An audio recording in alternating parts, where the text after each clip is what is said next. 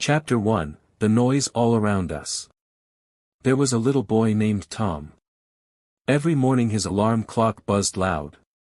Then his mom turned on the news, which talked fast. Outside, cars zoomed by his window making whoosh sounds. At school, kids talked and chairs scraped the floor. The teacher tried to be loud enough to be heard. After school, he played games on a tablet with lots of beeps and music. Dinner had the TV on. Before bed, his dad read a story but the washing machine hummed nearby. Tom felt like his ears were always full. There was never a quiet moment just for him. The world felt like a giant, loud place that never stopped making sounds.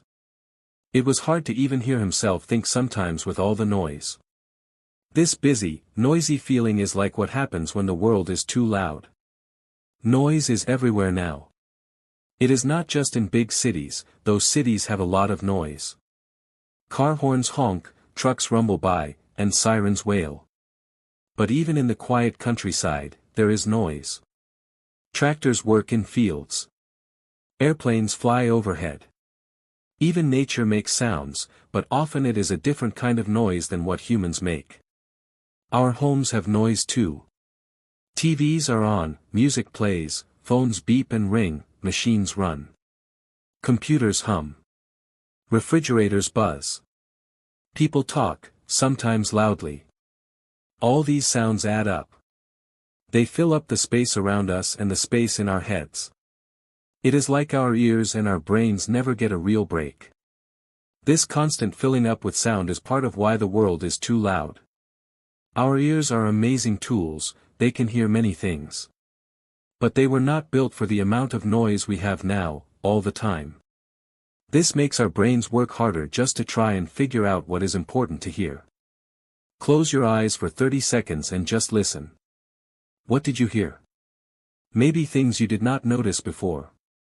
That is because we often tune out some noise just to get by. But even when we tune it out, it is still there, affecting us. Scientists who study sounds, called acousticians, have found that too much noise is not good for us. A study by scientists at Cornell University looked at how noise from airplanes affected children near an airport. They found that the noise made it harder for the children to learn to read.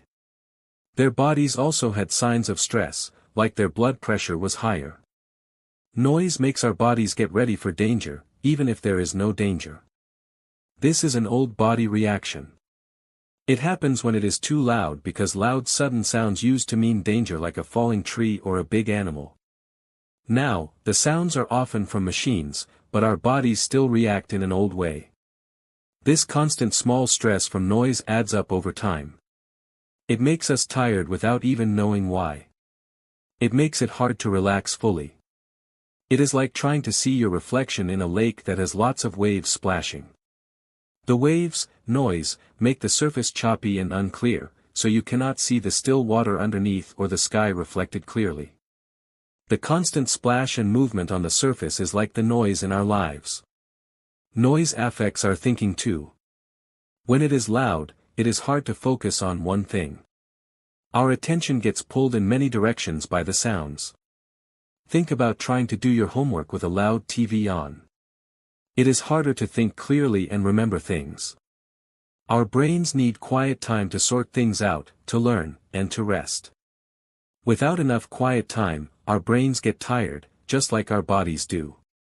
A person in an old story, maybe from a long time ago, decided to go away from the busy town to find a quiet place. They went to the mountains where the only sounds were the wind and birds. In that quiet place, they found they could think more clearly. They felt more peaceful. They realized how much the noise of the town had been bothering them, even when they did not notice it right away. This story shows that people have known for a long time that noise affects us deeply. Too much noise makes it hard for our minds and bodies to be calm and healthy. The sounds of modern life are everywhere. The hum of the refrigerator, the traffic outside, the notifications on our phones, the chatter in the next room. It all adds up. It is like our ears are always busy, sending signals to our brain. This keeps our brain busy too.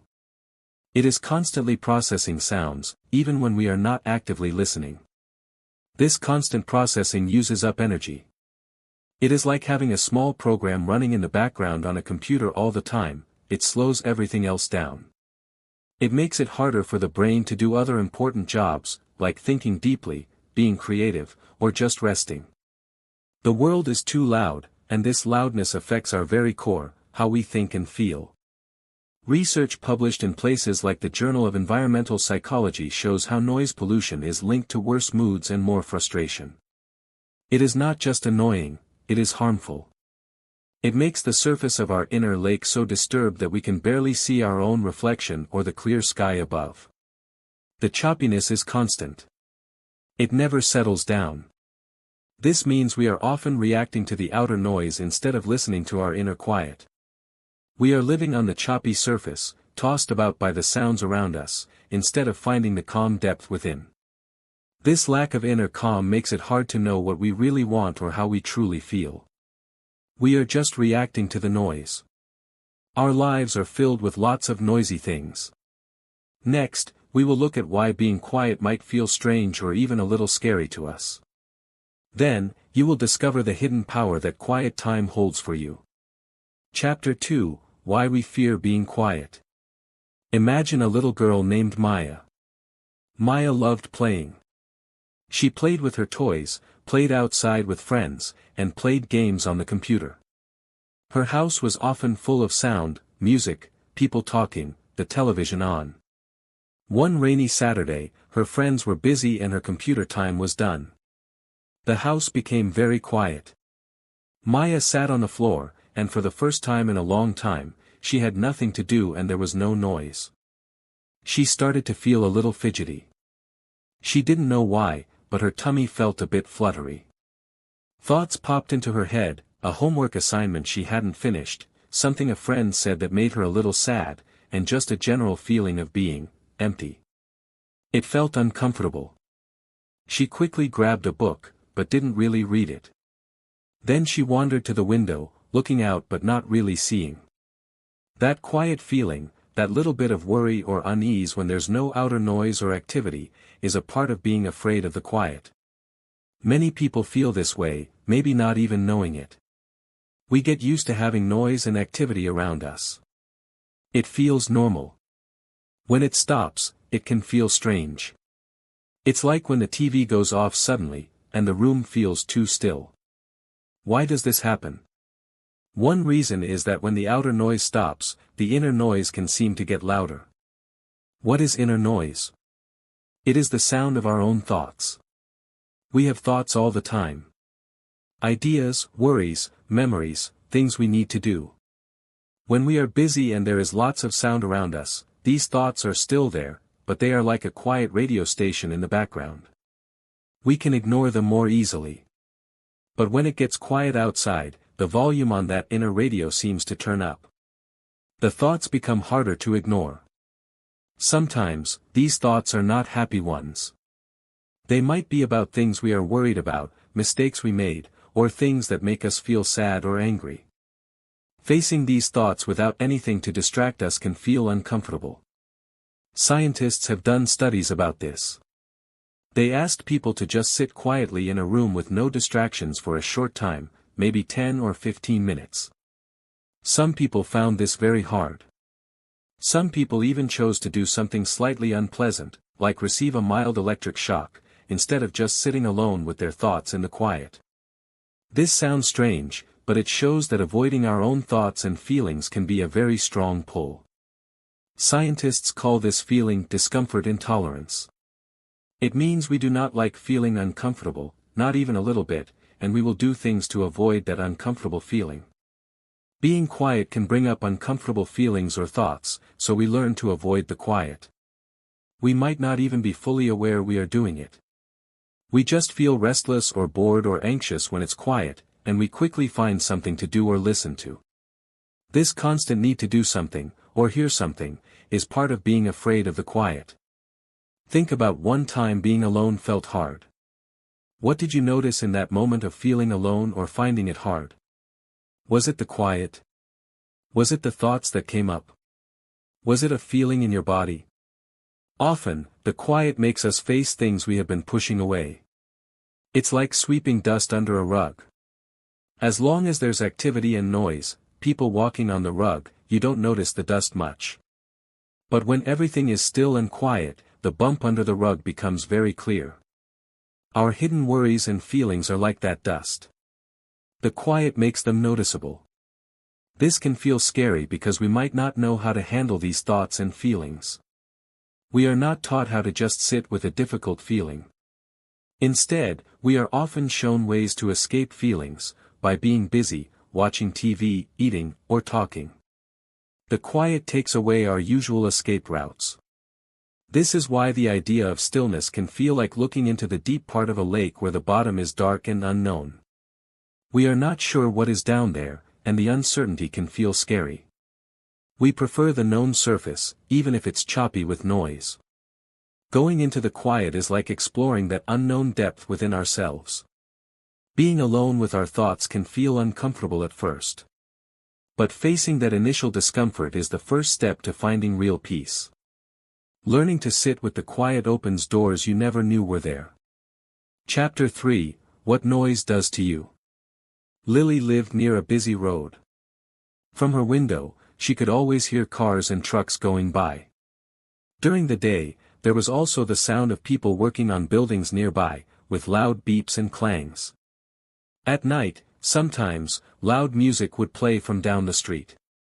Even inside her home, there was noise from the television, the washing machine, and people talking loudly.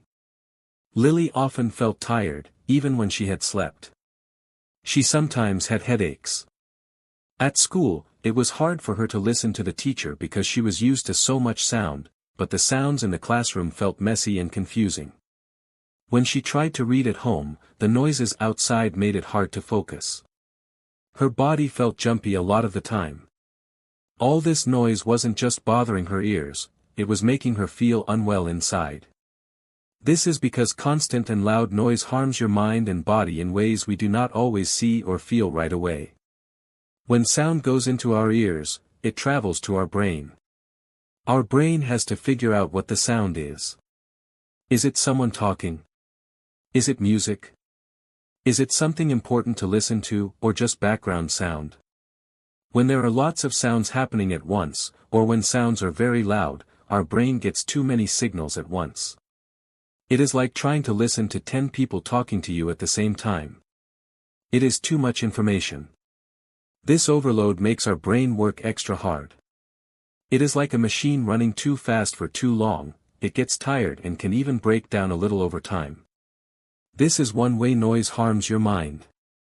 It uses up the brain's energy that it needs for thinking, learning, and solving problems. When our brain is busy processing too much noise, it has less energy for other important jobs. Our body reacts to noise too. When there is a sudden loud noise, like a car horn honking loudly right next to you, your body might jump. Your heart beats faster. Your muscles get tense. This is your body getting ready for danger. It is a very old reaction from a time when loud sounds might mean a dangerous animal was near. Even noise that isn't sudden or super loud, but is constant, can make this danger system stay partly on. Scientists measure things like stress hormones in the body, like cortisol. Studies have shown that people who live or work in noisy places often have higher levels of these stress hormones. This is like having your body ready to run or fight all the time. Having these stress hormones in your body too much can make you sick over time. It can make it harder for your body to fix itself and stay healthy. This is how noise harms your mind and body, leading to physical problems, not just making you feel annoyed. Research published in scientific journals, like studies about how noise affects workers, shows links between constant noise and problems with blood pressure or heart health. Our bodies are telling us that the noise is not good. Write down 3 ways noise makes you feel tired. Did you think of feeling tired in your body, or tired in your head? Noise can make both parts of you feel worn out. Imagine trying to sleep when there is noise outside.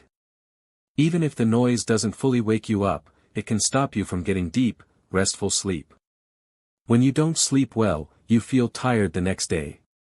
You might feel grumpy, find it hard to think clearly, and feel less able to handle problems. This lack of good sleep is a major way noise hurts us. It is not just about being woken up, it is about the quality of our rest being damaged by sound. Think about a lake with clear water. If someone is constantly wading in it, stirring up the mud from the bottom, the water becomes cloudy and murky. You cannot see clearly into the water.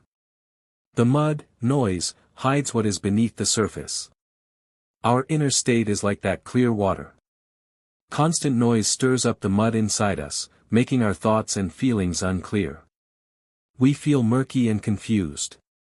This constant stirring takes energy. Noise also makes it harder for us to control our feelings. When we are stressed from noise, we might get angry more easily. Small things might upset us a lot. It can make us feel on edge. This happens because the parts of our brain that handle sound are linked to the parts that handle feelings. So, too much sound can make the feeling parts of our brain get worked up. This is like the mud in the lake making the whole lake feel less peaceful. The constant stirring of mud, noise, makes the calm water disappear. We live in the murkiness. Public health studies have looked at communities living near noisy places like airports or busy highways and found higher rates of stress and anxiety. This isn't a coincidence, it's a direct effect of the noise. The sound waves hitting our ears and brains are causing real, measurable changes that affect how we feel and behave. It makes it hard to just relax and feel okay. Constant noise is not just annoying, it is a powerful force that creates stress and tiredness in our bodies and minds. The constant sounds around us keep our bodies in a state of low-level alert. This uses up our energy. It makes it harder to focus, harder to relax, and harder to sleep well. It is a big reason why so many people feel stressed and tired today. The noise harms your mind and body by constantly activating the stress system, interfering with sleep, and making our brains work overtime. It is like trying to keep your house clean when someone is constantly tracking mud inside. You clean, but the mud keeps coming. The noise keeps bringing the mud of stress and tiredness into our inner space. We need ways to stop the mud from getting stirred up so much. We need to find ways to clear the water and see the calm beneath. This starts with understanding just how much the noise is hurting us. Too much noise makes us tired and stressed inside. Understanding the harm of noise is the first step. Next, you will learn about the surprising power that quiet holds. Chapter 4: Losing Your Inner Compass. There was a young artist named Sam who loved to paint bright pictures. One sunny day, Sam felt a quiet pull inside to paint a picture of a forest at sunset, using lots of purple and orange. But Sam's friends were talking about painting pictures of space, using blue and silver. They said space pictures were much cooler. Sam heard the friends talking loudly about space and thought maybe they were right. Sam forgot the quiet feeling about the forest and tried to paint a space picture. But it felt hard. The colors didn't feel right. The picture didn't turn out well, and Sam felt disappointed. Sam didn't listen to the quiet knowing inside, and because of all the outside talk, that inner voice gets lost. Everyone has a quiet knowing inside.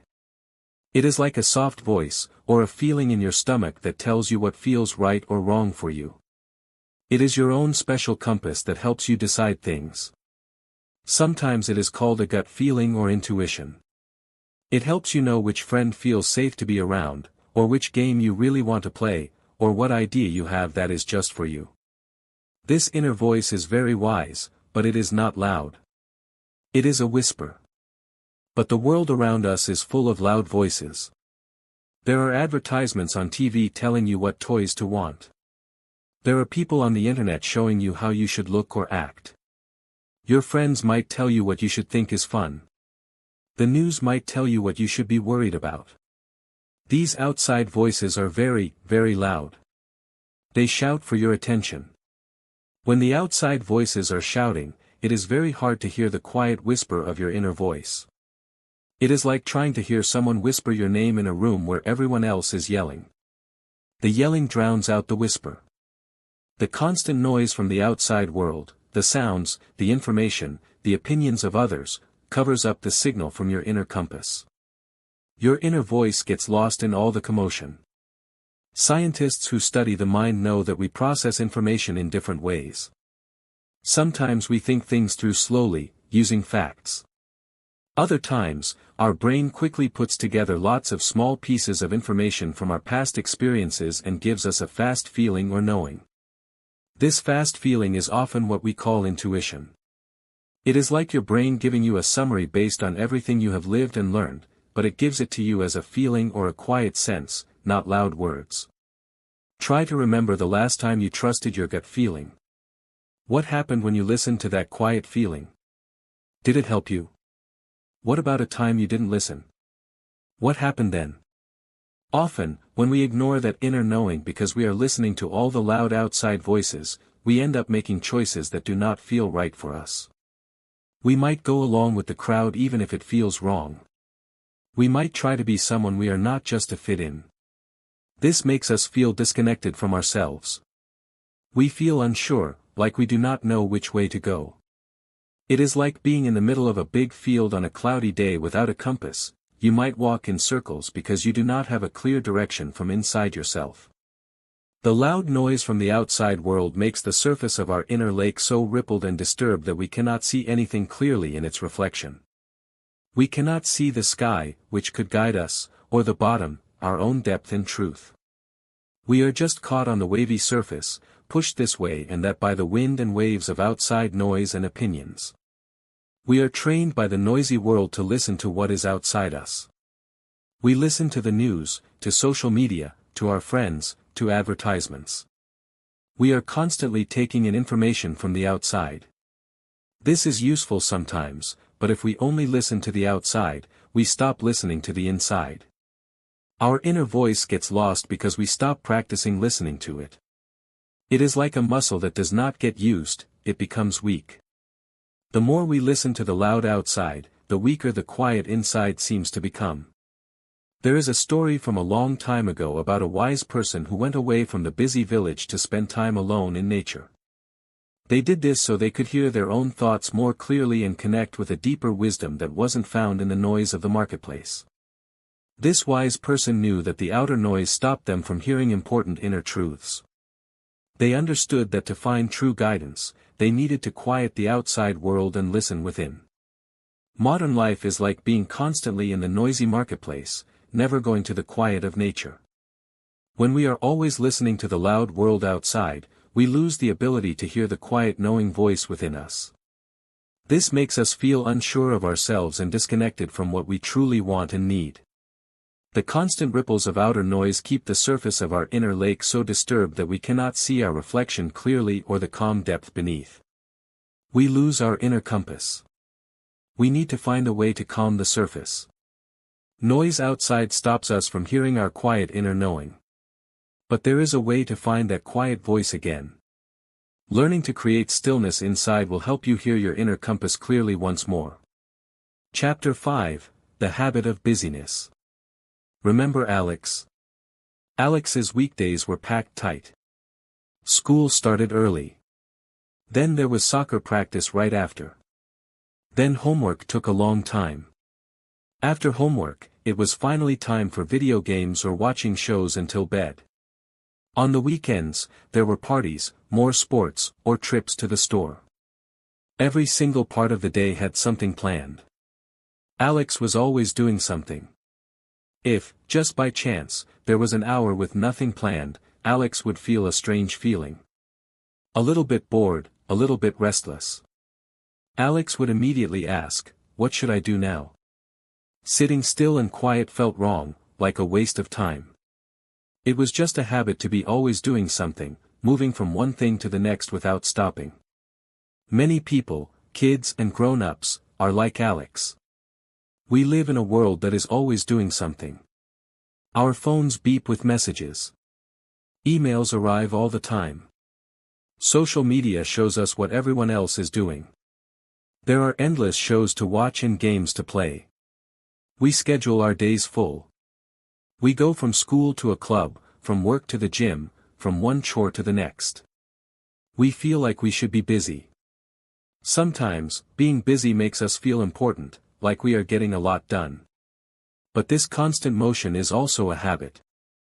It is a way we have learned to live, and it is driven by more than just needing to finish tasks. The habit of being always doing something keeps us moving so fast that we do not have time to stop and just be. Why do we have this habit? Sometimes, being busy is a way to avoid things we do not want to think about. If we are always doing something, our minds are focused on the task right in front of us. We do not have quiet moments where our thoughts might wander to things that worry us, or feelings that make us sad, or problems that are hard to solve. Busyness is a big distraction. It is like a shield we hold up so we do not have to look inside ourselves. Scientists who study how people cope with feelings have found that distraction is a common way people deal with uncomfortable emotions. Instead of feeling sad, they might find something to do to keep their mind busy.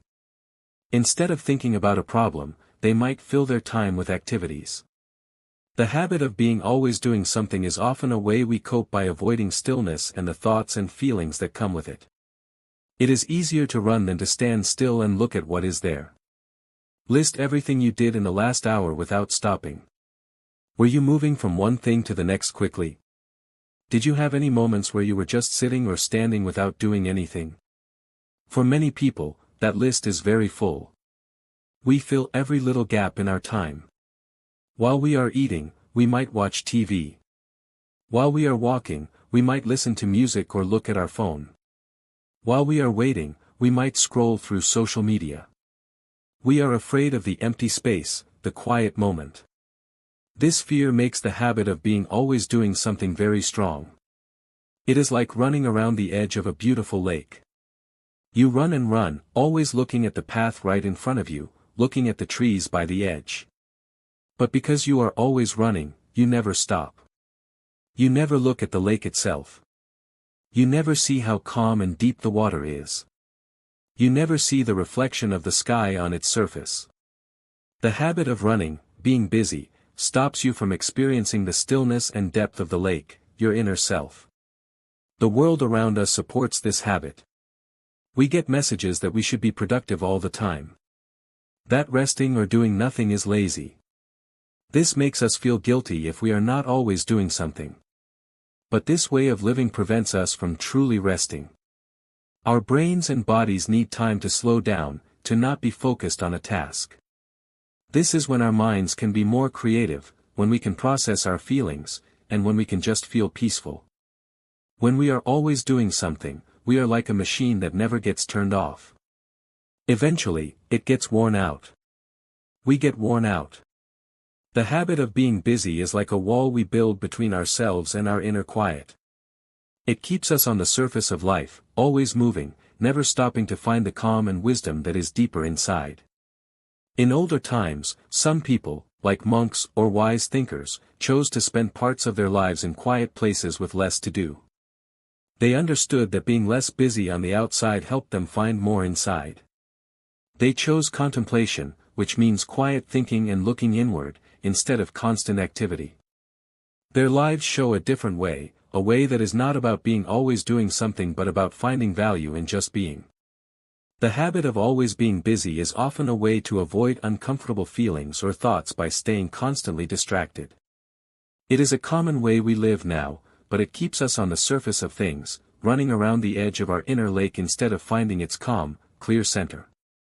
We stay busy to avoid stopping and just being. But you can learn to slow down and break this habit. Discovering the power of stillness will show you what you have been missing. Chapter 6: The Secret Power of Silence. Imagine walking into a busy, loud room full of people talking and music playing. It feels full of energy, maybe even a little overwhelming. Then, imagine stepping out of that room into a quiet garden. At first, the quiet might feel empty, like something is missing. But if you stop and look around, you start to notice things you couldn't notice before. You hear the gentle rustle of leaves in the trees. You see a tiny bug crawling on a leaf. You feel the soft air on your skin. A sense of calm starts to settle over you. The quiet garden isn't empty, it is full of small, wonderful details you just couldn't sense in the noise. This is a little bit like discovering that silence holds power. It is not just the stopping of sound, it is a special state where new things can appear and be noticed. For a long time, many wise people have known that silence holds power. It is more than just having no noise around you. It is about finding a quietness inside you, even when the world outside is not perfectly silent. This inner quiet is a place of strength. When you are in a truly silent place, or when you create silence inside yourself, it is like the surface of a lake that has been choppy with waves from the wind finally becomes smooth and still. When the water is still, you can see a clear reflection of the sky above. You can also start to see down into the water, maybe seeing fish or plants that were hidden by the waves.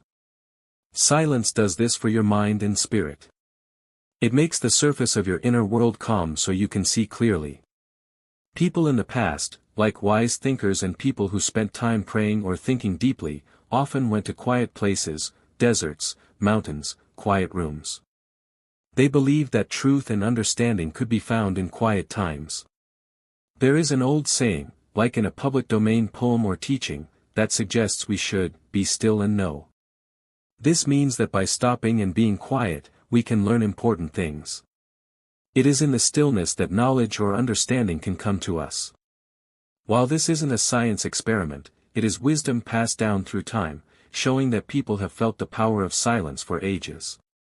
They knew that the loud parts of life kept them from hearing something deeper and more true.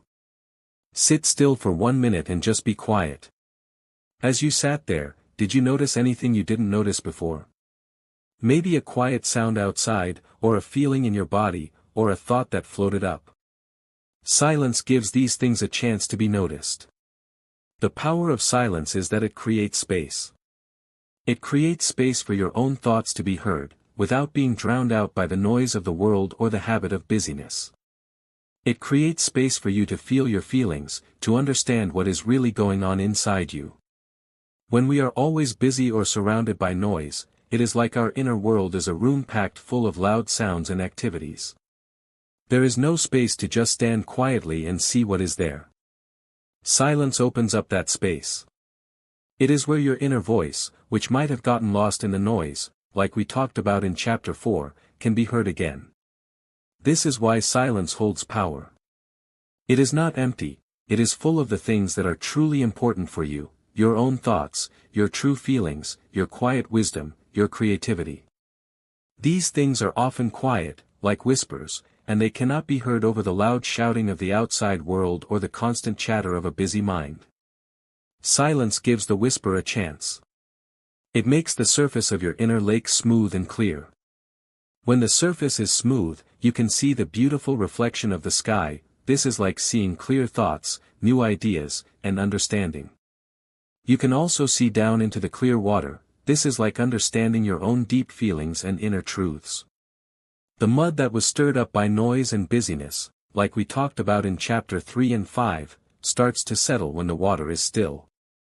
Silence is not just the absence of noise, it is an active state of stillness that reveals your inner world and brings clarity. It allows you to connect with the quiet, wise part of yourself. It gives your mind and body a chance to rest and recharge in a way that simply being quiet around noise doesn't. The power of silence is that it changes your inner state, making it possible to see and hear what was hidden before. The silence holds power to calm the choppy waves, let the mud settle, and make the surface of your inner lake smooth and clear again. This power is always available to you, you just need to learn how to access it. Silence is not just no noise, it is a special quiet state. Learning about how your brain changes in silence is the next step. Then, you will find out how to discover your own quiet space inside. Chapter 7, Brain Waves and Stillness. Think about how you feel when you are super busy, maybe trying to do many things at once. Your mind might feel like it is racing, jumping from one thought to another. It can feel a bit jumpy, like a fast, bumpy ride. Now, think about a time you felt very relaxed, maybe lying down after running around, just resting quietly. Your mind might feel slower, calmer, more smooth. This difference in how your mind feels is connected to how your brain is working. Your brain works using tiny little electrical signals that create patterns. These patterns are like waves. When you are busy or worried, your brain makes fast, choppy waves. But when you quiet your mind and body, your brain starts to make slower, more gentle waves. These special slow waves are often called alpha, theta waves. Scientists have special machines that can read these electrical waves from your brain. They have learned that different states of mind are linked to different wave patterns. When you are wide awake and busy thinking or doing things, your brain makes fast waves called beta waves. But when you close your eyes and just relax quietly, even for a short time, your brain often starts making more alpha waves.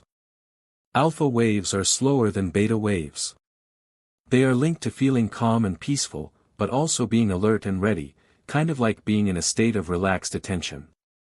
When you go even deeper into quiet and stillness, perhaps feeling a bit sleepy or like you are dreaming while awake, your brain might start making theta waves. Theta waves are even slower than alpha waves. Research studies in neuroscience, which is the study of the brain, have shown that practices like quiet sitting or simple meditation increase the amount of alpha, theta waves your brain makes. Imagine your brain waves slowing down like gentle waves. Think of the fast, busy brain waves like the choppy waves on the surface of a lake when it is windy. It is hard to see anything clearly. Alpha waves are like the lake surface becoming smoother when the wind dies down. The surface is calm, and you can see a clear reflection of the sky. Theta waves are like the water becoming even calmer and clearer, allowing the light to hit the surface in a special way so you can start to see deeper into the water. When your brain makes more alpha waves, it helps you feel less stressed and more peaceful. It quietens the part of your brain that is always thinking and planning and worrying. This allows you to feel more centered and focused when you do need to think or act.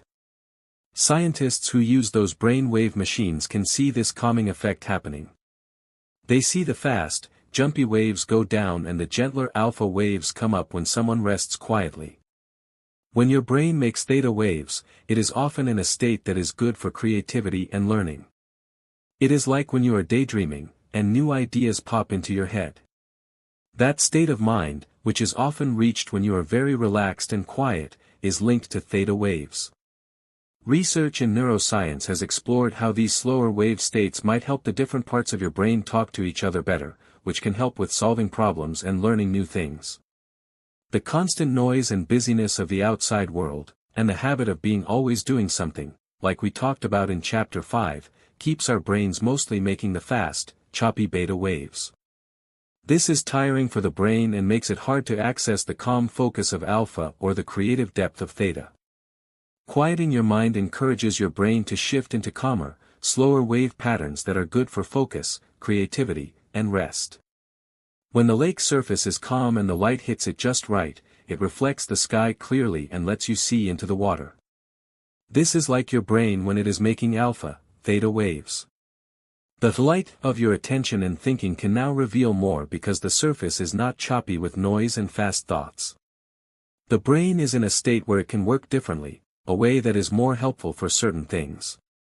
Studies on people who practice quiet stillness regularly show that their brains get better at making these calmer waves. It is like training your brain to find a more peaceful and open state. Quieting your mind changes how your brain electrical waves act. Knowing about brain waves is interesting, but how do you actually find that calm feeling? Next, you will learn how to discover your own quiet space inside yourself. Chapter 8, Finding Your Inner Quiet Space. Maya felt a knot in her tummy. School had been hard that day, and now she had a big test tomorrow. Her mind was racing with worries, and she felt restless. She remembered a time last summer when she visited a calm little garden at her grandma's house. It had a soft patch of grass under a big tree, and the only sounds were birds singing and the gentle rustle of leaves. She decided to try something. She sat down in a comfy chair, closed her eyes, and took a few quiet breaths. She started to imagine that garden. She pictured the green grass, felt the pretend cool air, and heard the pretend bird songs. She imagined sitting under the tree, feeling safe and peaceful. As she stayed there in her imagination for a few minutes, the knot in her tummy started to loosen, and her mind felt a little calmer. She had found my quiet space. Even when the world outside is loud or busy, or when you feel worried or upset, you have a place inside you that can be calm. This place is not somewhere you can walk to with your feet, but somewhere you can go in your mind. It is your own special place of quiet and peace. We can call it my quiet space. It is like a safe, secret hideout that you can visit whenever you need to feel better. This idea of using your imagination to feel calm is something that scientists and helpers, like psychologists, use to help people. They use a technique called guided imagery. This is when someone is helped to imagine a peaceful scene or place to help them relax. But you can learn to do it for yourself. Research has shown that imagining peaceful places can actually change how your body feels. Studies have found that when people imagine calm scenes, their heart rate might slow down, and their muscles might relax. Their bodies show signs of being less stressed, even though they are just using their imagination. This proves that your imagination is powerful and can create real feelings of peace in your body and mind. Think about a story you might know, maybe from a public domain book, about someone who was in a difficult or scary situation. Perhaps they closed their eyes for a moment and thought about a place where they felt safe and loved, and it gave them strength to keep going. This is using the power of your inner quiet space. Find a comfortable spot and close your eyes for a few breaths. Now, let your mind start to think about a place that feels peaceful and safe to you. This could be a place you have been to before, like a quiet spot in nature, a cozy corner in your home, or somewhere special you visited. Or it could be a place you make up entirely in your imagination, a clearing in a magical forest, a calm cloud in the sky, a gentle beach. There is no right or wrong place for my quiet space. What is important is that it feels peaceful and safe to you. Once you have a place in mind, start to imagine it using your senses. What does it look like? See the colors, the shapes. What does it sound like? Are there gentle sounds like birds or water, or is it completely silent? What does it smell like? Fresh air, flowers, something cozy. What does it feel like? Is it warm or cool, soft or solid? The more details you add using your imagination, the more real the space will feel to your mind and body. Think of our inner world like a big lake. The outside world's noise and busyness can make the main part of the lake choppy. But your inner quiet space is like finding a sheltered, calm cove along the edge of that lake. The water in this cove is always still, no matter how rough the main lake is. This cove is my quiet space. It is a part of your inner world that you keep calm and peaceful. When you visit this space in your imagination, you are stepping into that calm cove. You are leaving the choppy water behind for a moment to find stillness. In this calm cove, the light hits the water perfectly, allowing you to see clearly and feel peaceful. It is a place where the ripples from the outside world cannot reach easily. You have the power to create and visit a peaceful place within your mind anytime you need calm. This inner quiet space is a tool you carry with you always. The more you visit my quiet space in your imagination, the easier it will be to go there when you feel stressed or upset. It helps calm your brain and body by shifting you away from the stress response and towards a state of peace. It is a simple but powerful way to find stillness inside, no matter what is happening around you. You can find a peaceful place within yourself anytime you need it. Finding this inner quiet space is a wonderful step. Next, you will learn how to connect with your body while you are in this stillness. Chapter 9, Listening to Your Body. Leo was having a very busy day at school. There were lessons, group projects, and then soccer practice right after. He was running around a lot and talking with friends. Later, when he finally sat down to do his homework, he noticed something strange. His shoulders felt tight, like rocks, and his head ached a little. He also felt a weird fluttery feeling in his stomach. He hadn't noticed these feelings while he was busy. His body had been sending him messages all along, but the noise and activity of the day were so loud that he didn't hear them. His body speaks quietly, and he hadn't been listening. Your body is always talking to you. It sends you signals all the time about how it feels, what it needs, and even how you are feeling inside your mind. These signals are not usually loud words. They are quieter messages, like a feeling of tightness in your neck, a warmth in your face, a lightness in your chest, or a tingling in your fingers. These are all ways your body speaks quietly. These messages can tell you important things. A tight stomach might be your body's way of telling you that you feel worried or nervous about something. Tired legs might mean you need to rest. A relaxed jaw might mean you are feeling peaceful. Scientists who study the connection between our minds and our bodies know that they are not separate things. What happens in your mind affects your body, and what happens in your body affects your mind. When you feel stressed in your mind, your body can get tense or even have problems like headaches or stomach aches. When your body is relaxed, it helps your mind feel calmer too. Practices like mindfulness, which means paying careful attention to the present moment, often involve paying attention to the body. A practice called a body scan involves quietly noticing feelings in different parts of your body, one part at a time. Research on mindfulness and body awareness, published in scientific journals, shows that becoming more aware of your body's signals can help you understand your feelings better and manage stress or even pain. This awareness is about learning to listen when your body speaks quietly. Notice where you feel tense or relaxed right now. Take a moment to just notice. Are your shoulders up near your ears, or are they relaxed down? Are your hands fisted tight, or are your fingers loose? Is your jaw clenched, or are your teeth apart? Just noticing these things, without trying to change them right away, is the first step in listening to your body. When you find quiet stillness, maybe in your inner quiet space, it is much easier to hear these quiet body messages. It is like being in the calm cove of the lake. The water is still, and you can gently put your hand or foot in and feel the cool, still water against your skin. You are just feeling it, noticing the simple sensation of being connected to the water. You are not trying to make the water warmer or colder, you are just noticing what it feels like. This is how you listen to your body in stillness. You just notice the feelings that are there, without trying to change them or judge them. What you notice in your body can give you clues about what is happening inside you. If you notice your heart is beating fast and your palms are sweaty, your body might be telling you that you feel scared or excited. If you notice your muscles are loose and your breathing is slow, your body might be telling you that you feel safe and relaxed. Your body speaks quietly all the time, giving you these clues. When you learn to listen, you get better at understanding your own state. You learn what makes your body feel stressed and what makes it feel calm.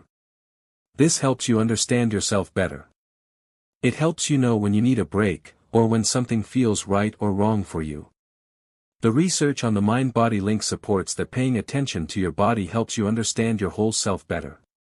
Your body is constantly sending you quiet messages that can help you understand how you are feeling and what you need.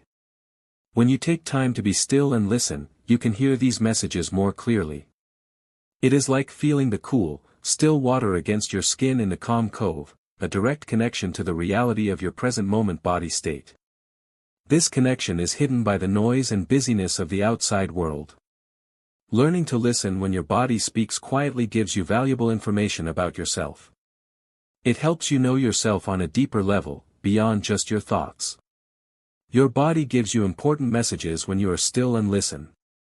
Now that you are learning to listen to your body, you can also learn to watch your thoughts. Next, you will discover how to see your thoughts like clouds passing by.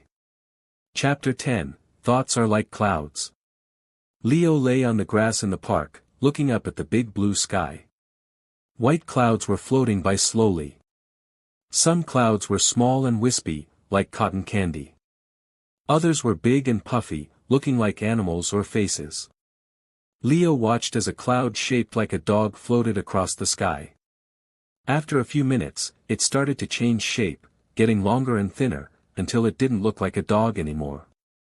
It just kept moving, drifting along until it was out of sight. Leo didn't try to catch the cloud. He didn't try to make it stay. He just watched it appear, move, and then disappear. Our thoughts are a lot like those clouds. They appear in our minds, they move around, and then they disappear. Thoughts just pass. Our minds are amazing thought factories. They are always making thoughts. Right now, your mind is making thoughts. It might be thinking about what you had for breakfast, or something you need to do later, or a memory from a long time ago, or maybe just a random idea. Thoughts just keep coming, one after another. Sometimes they are happy thoughts, sometimes they are worrying thoughts, sometimes they are just simple thoughts about everyday things. Trying to stop thinking is like trying to stop the clouds from moving across the sky. It is very, very hard, almost impossible. But you do not have to stop thinking to find peace. You can learn to watch your thoughts without jumping onto them and getting carried away. You can see that thoughts just pass. Scientists who study the mind talk about how we can change our relationship with our thoughts. In some ways of thinking about the mind, like in therapies used to help people feel better, they teach that a thought is just a thought. It is not always a fact, and it is not a command that you have to obey. Imagine you have a thought that says, "I am not good at this." That thought is like a cloud shaped like a grumpy face floating into your sky. You can see the cloud, but you do not have to believe the cloud is true, and you do not have to let the cloud cover up your whole sky. You can just watch it. A way to practice this is called thought diffusion. It is like separating yourself from the thought, seeing it as something separate from you, like a cloud or a word on a screen. Research suggests that when you can see your thoughts in this way, they have less power to make you feel upset or worried. It is about noticing that thoughts just pass. Watch your thoughts for 30 seconds like watching clouds float by. As you watched, did you see thoughts appear? Did you see them change or disappear? Did new thoughts come? This is what your mind does all the time. Thoughts are always moving. When you are quiet and still, it is easier to see this happening. It is like when the surface of the lake is very calm and smooth, like we talked about in chapter 6. When you look at the calm lake surface, you can see the reflection of the clouds in the sky. You can watch the cloud reflections appear on the water, move across the water, and then disappear from the reflection as the real clouds move out of sight. You are watching the reflection, which is separate from the lake itself. This is like watching your thoughts. Your thoughts are the reflections of the clouds on the lake. You are the still lake. You are watching the thoughts appear and pass across the surface of your mind, but they are not you, and they do not have to disturb your calm depth. You see that thoughts just pass. Sometimes, when a thought appears, especially a strong one like a worry or an angry thought, it is like a big, dark storm cloud. It can feel like the only thing in the sky. Our habit is often to jump onto that storm cloud, to get caught up in the story of the thought, to let it make our inner weather feel stormy. But even storm clouds pass. By practicing watching, we learn that we do not have to jump on every cloud. We can let the storm clouds, and the sunny clouds, and the plain white clouds, just float by. An old saying, maybe from a public domain teaching about the mind, used the idea of thoughts being like a river. You can stand on the bank and watch the river flow by, seeing leaves or branches float on the water. You do not have to jump into the river and grab onto every leaf. You can just watch the river flow. This is another way to see that thoughts just pass. Your thoughts are like clouds in the sky of your mind, they appear and pass, and you can learn to watch them without being carried away by them. You do not have to grab onto every thought or believe everything you think. You can see them floating by, like reflections of clouds on a still lake. This understanding that thoughts just pass gives you freedom. It means a worrying thought does not have to make you feel completely worried. You can just notice the thought and let it go by, like watching the storm cloud drift past. Thoughts come and go like clouds, you do not have to follow them all. Learning to watch your thoughts is a powerful skill. Even short pauses in your day can help you practice this. Next, you will discover how adding little pauses makes a big difference. Chapter 11, The Pause Button for Life. Leo was rushing to finish his drawing before the art class ended. He felt hurried and stressed. He kept making small mistakes. His teacher walked over and gently said, "Leo, take a short pause. Put your pencil down, close your eyes for a few seconds, and just breathe." Leo felt like he didn't have time, but he tried it. He put his pencil down, closed his eyes, took a slow breath in and out. It was only for maybe 5 seconds. When he opened his eyes and picked up his pencil again, he felt a little bit calmer. He could see his drawing more clearly, and the mistakes stopped happening. That little pause, that tiny moment of stillness, helped him feel more in control and do better work. Our lives often feel like a race. We rush from getting up in the morning, to getting ready, to school or work, to activities, to homework or chores, to dinner, and then maybe just a little time before bed. We are used to going from one thing right into the next without stopping. We feel like we do not have a single second to waste. But this constant rushing makes us feel stressed and hurried. It makes it hard to think clearly and can lead us to make mistakes or say things we do not mean. The good news is, you do not need a lot of time to make a difference. You can take a short pause. These are not long times of silence or meditation yet. These are just tiny moments, maybe only 5 or 10 seconds long, that you put into your day. Scientists who study how people work and learn have found that taking short breaks is actually very helpful. Even breaks that are just a few seconds long can help your brain rest and get ready for the next task. It is like giving your computer a quick restart to help it run smoothly. Research shows that taking short breaks can help you focus better when you return to what you were doing. It can help reduce the feeling of being tired from thinking hard.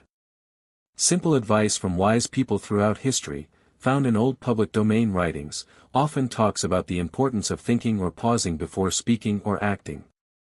This is because they knew that rushing can lead to poor choices, while a moment of reflection, a small pause, allows for clearer thinking.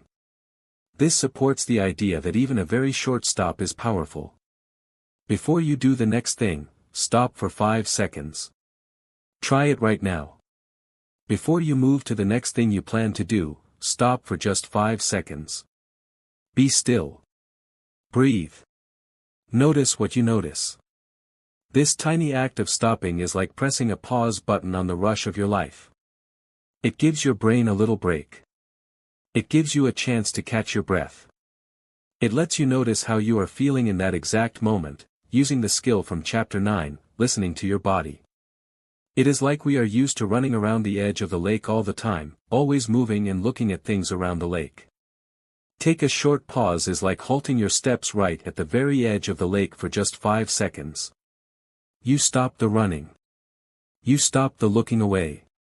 For that brief moment, you simply look at the water. You are not trying to jump in or walk around it. You are just stopping your usual movement to notice the stillness that exists in the water itself, even if it is only for a brief moment. These small pauses help you break the habit of being always doing something, like we talked about in Chapter 5, even if it is just for a split second. They give you a chance to choose your next action, instead of just automatically reacting because you are rushing. For example, if someone says something that makes you feel a little angry, taking a 5-second pause before you answer gives you a chance to think about what you want to say, instead of just saying the first angry thing that comes to your mind. This helps you feel more in control of your words and your feelings. Research on workplace breaks shows that short, frequent breaks are better than one long break for staying focused. This principle applies to your whole day. Adding many small pauses helps you stay more present and focused throughout everything you do. Adding small moments of pause throughout your day helps your brain rest, improves your focus, and gives you more control over your actions and reactions. It is a simple but powerful way to bring a tiny bit of stillness into a busy world. It is like halting your steps at the lake edge, a conscious choice to stop the constant movement and simply look at the quiet that is waiting for you, even for just a few seconds. This practice of taking a short pause trains your mind to find stillness in the middle of activity. It prepares you for longer moments of quiet. Adding small moments of pause helps you feel more in control. These pauses aren't just for resting, they can also help new ideas bubble up. Next, you will learn how silence can actually boost your creativity. Chapter 12, Silence Boosts Creativity. Leo loved to draw, but sometimes he felt stuck. He wanted to draw a picture of a dragon, but he couldn't think of how the wings should look.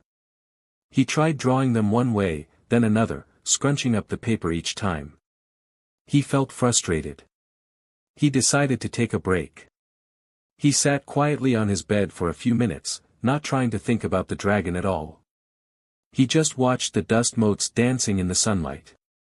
After a few minutes, a picture popped into his head, wings like a bat's, but covered in shiny scales. He quickly went back to his drawing feeling excited. The quiet moment helped a new idea come to him. This is one of the wonderful things that happens because quiet brings ideas. When we are trying very hard to think of a new idea, sometimes our brains get stuck in the same old ways of thinking. We try the same things over and over. But creativity, which is thinking of new and fresh ideas, often happens when our minds are relaxed and open, not trying so hard. This is where quiet time helps. It is like your brain needs a chance to play and connect different things together without being told exactly what to do. When you are not filling every second with noise and activity, or trying to force a solution, your mind has space to wander. This wandering is where new ideas can often be found. It might seem like you are doing nothing, but inside, your brain is making new connections. This is why quiet brings ideas. Scientists have studied how creativity works. They have found that taking breaks and allowing your mind to rest or wander is important for creative thinking. Studies show that after a period of rest or a different, less demanding activity, people are often better at solving problems that need new or unusual ideas. Remember how we talked about alpha and theta brain waves in Chapter 7? Those calmer brain states, which happen in quiet and relaxed times, are linked to being more open to new ideas and making connections between different pieces of information. Stories about famous artists, writers, and inventors throughout history, found in public domain collections, often mention how they got their best ideas when they were doing something quiet or restful, like taking a walk, sitting by a window, or just daydreaming. These stories show that people have known for a long time that quiet brings ideas. Doodle or write for 2 minutes after being quiet for 1 minute. Try sitting quietly for 1 minute. Just be still. Then, for the next 2 minutes, just draw or write anything that comes to your mind. Do not try to make it perfect. Just let your hand move or write whatever words appear. You might be surprised at what comes out after that moment of quiet. When the surface of the lake is calm and still, like in The Secret Power of Silence, Chapter 6, and the light hits it, you can see beautiful and sometimes surprising reflections. You might see the shapes of the clouds, the colors of the sky, and maybe even glimpses of the life beneath the surface, all mixed together in a new way on the water. These reflections can look like new shapes and colors that weren't obvious when you were just looking at the sky or the water separately. This is like your mind when it is quiet. The calm allows different ideas and pieces of knowledge to come together in new ways, showing you new shapes and colors, new ideas, that you couldn't see when your mind was choppy with noise and effort. Quiet brings ideas by letting your inner world reflect possibilities in a new light. Being quiet gives your brain a chance to consolidate information and make connections that it couldn't make when it was busy processing new sounds and tasks all the time, like we learned about in Chapter 3, What Noise Does to You, and Chapter 5, The Habit of Busyness. It is like tidying up a messy room. When everything is in a jumble, you cannot find anything or put things together easily. Quiet time is like giving your brain time to tidy up the ideas and information, placing them where they can be easily connected in new ways. Research on how our brains work during rest supports this idea. When we are not actively focused on a task, certain parts of the brain are still very active, doing important work behind the scenes, making connections that lead to those aha moments. Silence and stillness create the right conditions for your brain to make new connections and for fresh, creative ideas to emerge. It is not about thinking harder, it is about giving your mind the quiet space it needs to play and discover. The calm lake surface, reflecting new shapes and colors, shows the magic that appears when stillness meets the light of your inner world. This shows how quiet brings ideas in surprising and wonderful ways. When your mind is quiet, new and fresh ideas can come to you easily. Silence also helps you focus better on the ideas that do come. Next, you will learn how stillness improves your focus and helps calm your worries. Chapter 13, Better Focus, Less Stress. Sarah had a lot on her mind. There was a school project due, and she was worried about it. Her thoughts kept jumping from the project to what she wanted for dinner, to a funny show she watched last night, to thinking about her friends. It was hard to focus on her homework. She felt jumpy and stressed. She remembered her teacher suggesting they sometimes just sit quietly for a minute before starting work. Sarah decided to try it. She sat still at her desk, closed her eyes, and focused only on her breath going in and out for 1 minute. When the minute was over, she opened her eyes. Her mind felt a little quieter. The worries hadn't completely disappeared, but they didn't feel as loud. She found it easier to start her homework and stay focused. Stillness helped her focus calms worries. When your mind is filled with noise from the outside world, like we talked about in Chapter 3, and constantly jumping from one thought or activity to another, like the habit of busyness in Chapter 5, it is very hard to focus on one thing. Your attention gets pulled in many directions. It is like trying to look at a single star in the sky when there are bright, flashing lights all around you. The lights distract you. Worries are often thoughts about things that might happen in the future, or things that happened in the past. They take your attention away from what is happening right now. But when you find stillness and quiet, you help your mind settle down. This makes it easier to direct your attention where you want it to go. This improved attention is called focus. Stillness helps you focus calms worries by bringing your attention gently to the present moment. Scientists have studied how stillness and practices like mindfulness affect our brains and our ability to focus. Research published in scientific journals shows that even short periods of quiet attention can improve something called attention span, which is how long you can focus on one thing. Other studies have looked at the effect of silence itself on stress. They found that periods of silence can help lower the levels of stress hormones in your body. Remember cortisol from Chapter 3? Lower stress hormones mean you feel less stressed and less worried. This shows that stillness and quiet have a real, physical effect that helps calm your mind and body, making it easier to focus. This is solid evidence that stillness helps you focus calms worries. Focus only on your breath for 1 minute right now. Just pay attention to the feeling of the air going in and out of your body. When your mind wanders, and it will, just gently bring your attention back to your breath. This simple practice of focusing on your breath in stillness trains your attention. It is like exercising a muscle. The more you practice focusing your attention on one thing, the stronger your focus muscle becomes. When you can focus on your breath in the present moment, it is harder for your mind to jump to worries about the future or past. Those thoughts might still appear, but they are like the clouds we talked about in Chapter 10, you can see them float by without getting carried away by them. This helps to focus calms worries because it keeps your mind grounded in the now. Think of our inner world like a lake again. When the water is clear and very still, like in The Secret Power of Silence, Chapter 6, you can see deep down into the water. You can see the bottom, the plants, maybe even fish swimming far down. There are no ripples on the surface to distract you, and no mud stirred up, from what noise does to you, Chapter 3, to make the water murky. This is like your mind when you have clear focus. You can see deeply into the task or idea you are thinking about without the distractions of worry or other thoughts blocking your view. Stillness creates this clear water state. It allows you to see deep down without anything on the surface pulling your attention away. This clear view, this deep focus, naturally helps calm worries, because your energy and attention are directed to the present, not scattered across anxious thoughts. Focus calms worries by giving your mind a clear, calm place to rest its attention. Stillness helps calm your mind and body, making it easier to focus your attention and reducing the power of worries. By practicing quiet and stillness, you train your brain to be less distracted and less stressed.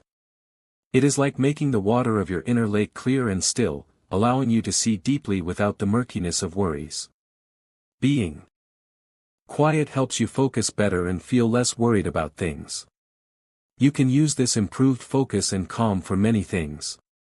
Next, you will learn how to use silent affirmations to speak kindly to yourself. Chapter 14, Starting Small with Silence. Remember the story about learning a new skill, like playing an instrument? If you tried to practice for 2 hours right away, it would feel very hard, and you might want to give up. But if you start just a little, maybe practicing for only 5 or 10 minutes, it feels much easier. You are more likely to do it again the next day. Learning to find quiet stillness inside yourself is the same way. It is a new skill for many of us in our busy world. Trying to sit in silence for a long time when you are not used to it can feel difficult, like we learned in Chapter 2, Why We Fear Being Quiet. But you do not have to do that. You can start just a little. The best way to begin bringing more quiet into your life is to make it easy. Do not try to sit in silence for 30 minutes today. Try sitting quietly for just 2 minutes. That is all. 2 minutes is a very short time. You can find 2 minutes almost anywhere in your day. This idea comes from a simple but powerful truth about how humans build new habits. Scientists who study how people change their behavior have found that trying to make very big changes all at once often doesn't work for long. People get tired or discouraged and stop. But if you start just a little, if you make the new behavior very small and easy, you are much more likely to do it consistently. Doing something consistently, day after day, is how you build a strong habit. This is a key principle in psychology for making changes that last.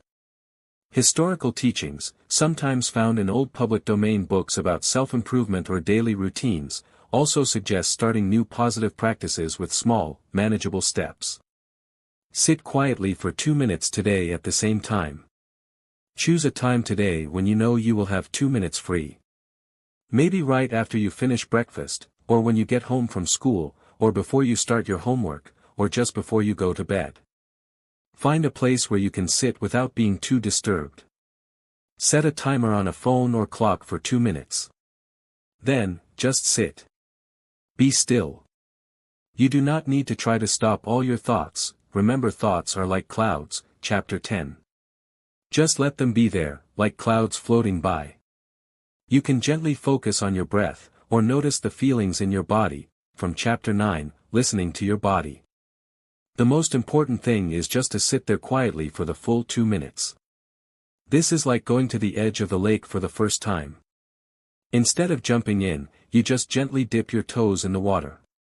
You feel the water. You get a little bit used to the feeling of the stillness there at the edge. You are learning that the water, the stillness, is okay and not scary. This gentle dipping in helps you get comfortable. Doing this little bit, just 2 minutes, each day is a way to train yourself. You are telling your brain and your body, this quiet time is a normal part of our day. You are making a new path in your habit forest. At first, the path is small, just 2 minutes long. But walking it every day makes it clearer and easier to follow. Do not worry if some days the 2 minutes feel hard or your mind is very busy. That is okay. The goal when you start just a little is simply to do the practice itself, for the planned time. It is not about having a perfectly quiet mind right away. It is about building the habit of choosing stillness. This is much easier to do with 2 minutes than with 20 minutes. Remember the research on habits: small, consistent steps build the strongest habits. The easiest way to start finding stillness is to practice for just a few minutes each day. This gentle beginning makes the new habit easy to build and helps you get comfortable with being quiet. It is like gently dipping your toes in the water's edge, a simple, non-threatening way to connect with the stillness that is always there, waiting for you in your inner lake. You are making the first, easy contact with your inner quiet space, Chapter 8. You can start finding quiet moments easily with just a little time. Once you are comfortable with a few minutes, you can find ways to add stillness into different parts of your day. Next, you will learn how to create a quiet start to your morning. Chapter 15, Your Silent Morning Plan. Tom's alarm clock would buzz loudly every morning. Then his radio would come on with music and talking. Before even getting out of bed, he would often look at his phone to see messages or videos. Breakfast was usually eaten quickly while watching cartoons on the TV. Then it was a rush to gather his things and get out the door to catch the noisy school bus. By the time he got to school, he often felt a little stressed and jumpy. His morning was full of noise and rushing. One week, Tom tried something different. He set his alarm a little earlier. When it buzzed, he took a few breaths before getting out of bed. He got dressed without any music or TV on. He ate his breakfast quietly, just listening to the sounds outside. He didn't look at his phone right away. This little bit of quiet morning time made a big difference. He felt calmer and more ready for the day. The way you start your day is very important. It is like setting the tone for everything that follows. If you start your day with lots of noise, rushing, and looking at screens, your mind and body immediately go into a busy, sometimes stressed, state. This makes it more likely that you will feel rushed and distracted throughout the rest of the day. But if you start your day with some stillness and quiet, you give your mind and body a chance to wake up gently and calmly. This can help you feel more peaceful, focused, and in control as the day goes on. Creating a quiet morning time is one of the best gifts you can give yourself each day. Scientists who study habits and daily routines have found that how you spend your first moments after waking up can have a big effect on your mood, your ability to focus, and how productive you are. Research suggests that starting the day with a calm activity, like quiet reflection or planning, can help reduce stress and improve your ability to pay attention later in the day, like we learned in Chapter 13, Better Focus, Less Stress. This sets you up for a better day. Throughout history, many people who were known for being wise or successful had morning rituals that included quiet time. Old stories and public domain writings about their lives often mention them spending the first part of the day in silent thought, prayer, or simply being still before starting their work. This shows that people have known for a long time that a quiet morning time is valuable. Do not look at your phone for the first 10 minutes you are awake. Try this simple step to start your quiet morning time. When you wake up, resist the urge to immediately look at your phone or turn on a screen. Just let yourself be awake for a few minutes. You can simply lie in bed for a minute, focusing on your breath, like in Chapter 13. You can sit up and just look out the window quietly. You could spend these few minutes in your inner quiet space, from Chapter 8, finding your inner quiet space, imagining that calm place.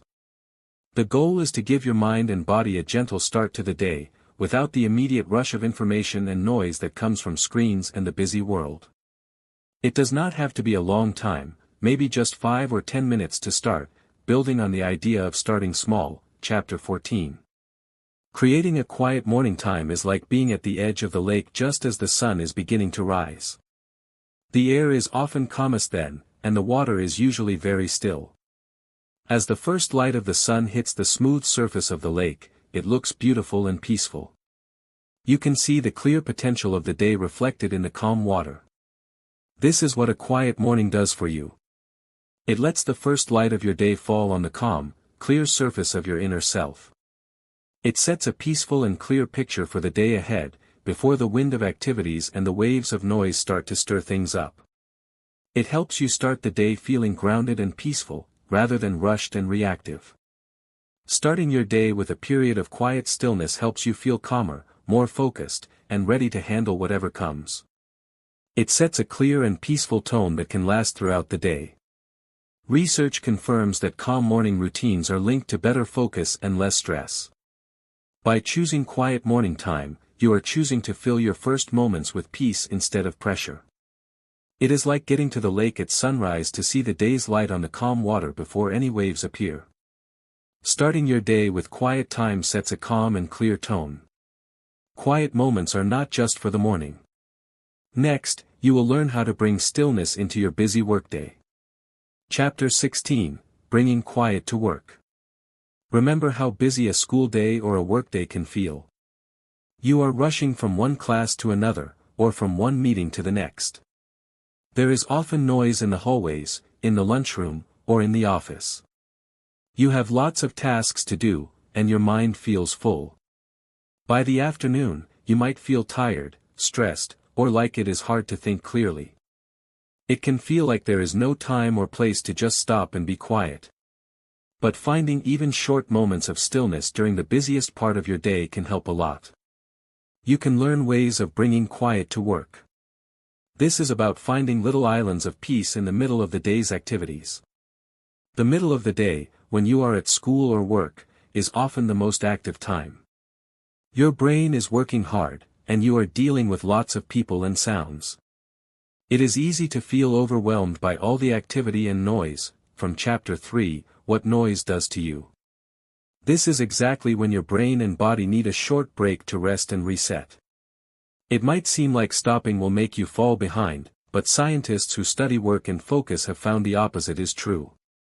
Research shows that taking short, regular breaks actually helps you stay more focused for longer periods of time. It helps prevent your brain from getting too tired. Studies on how people learn and work effectively often recommend taking short pauses to let the mind rest.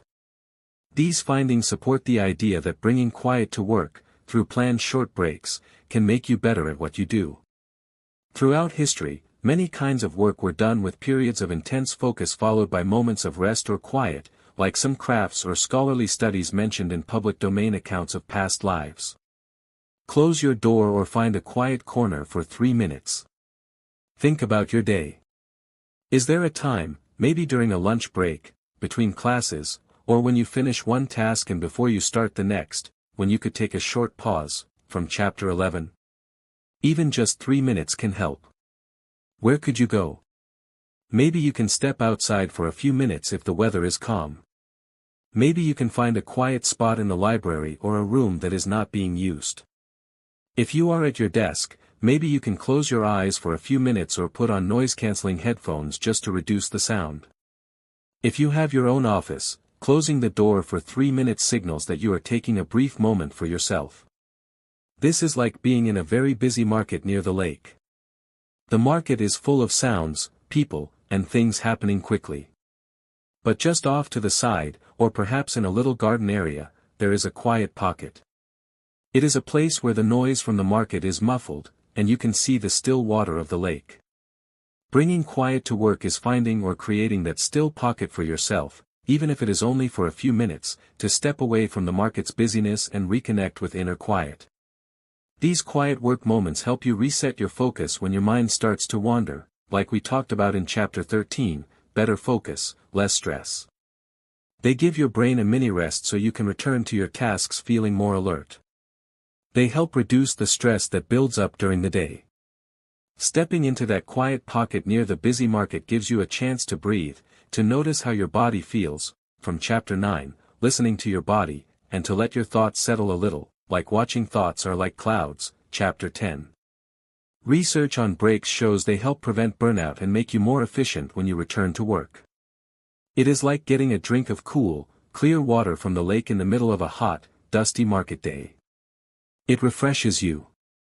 Finding and taking short moments of stillness during your busy day helps you manage stress, improve focus, and feel more refreshed. It is possible to create these small islands of peace even in the busiest environments.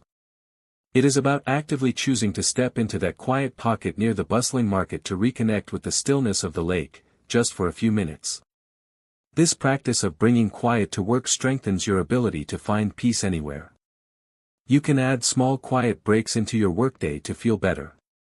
Using these quiet moments is also a good time to practice speaking kindly to yourself, without making a sound. Next, you will learn what silent affirmations are and how they work.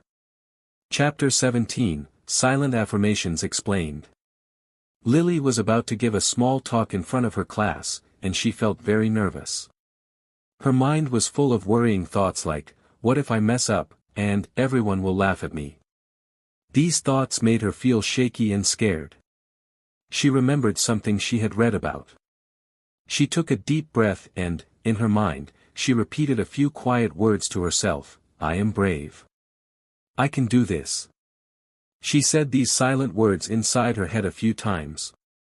The nervous feeling didn't go away completely, but it felt a little smaller. She felt a tiny bit stronger and more ready. Using these quiet, positive words is called practicing silent affirmations. We all have an inner voice, a way we talk to ourselves inside our heads. Sometimes this voice is kind and encouraging. Other times, it can be critical or worried, saying things that make us feel bad about ourselves. Silent affirmations are a way to choose what that inner voice says. They are short, simple, positive phrases that you repeat to yourself silently in your mind. They are like planting good seeds in the garden of your thoughts.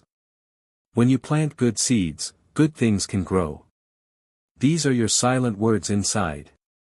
They are a tool you can use to gently guide your thinking towards what is helpful and kind. Scientists who study the mind and how we think have learned a lot about something called self-talk, which is the way we talk to ourselves inside. They know that the things we repeatedly think or say to ourselves can really affect how we feel, what we believe about ourselves, and what we do. If you constantly think, "I am not good at this," you might start to believe it and not even try. But if you think, "I can learn this," you are more likely to try and keep practicing. Research on affirmations, including silent ones, suggests that they can help change these inner beliefs over time. By repeating positive statements to yourself, you are training your brain to think in a more positive way. This can help reduce stress, increase your confidence, how much you believe in yourself, and even help you make healthier choices. This is the power of your silent words inside. Your thoughts are not just random, you can choose to plant helpful ones. Pick one kind word about yourself and repeat it silently 3 times.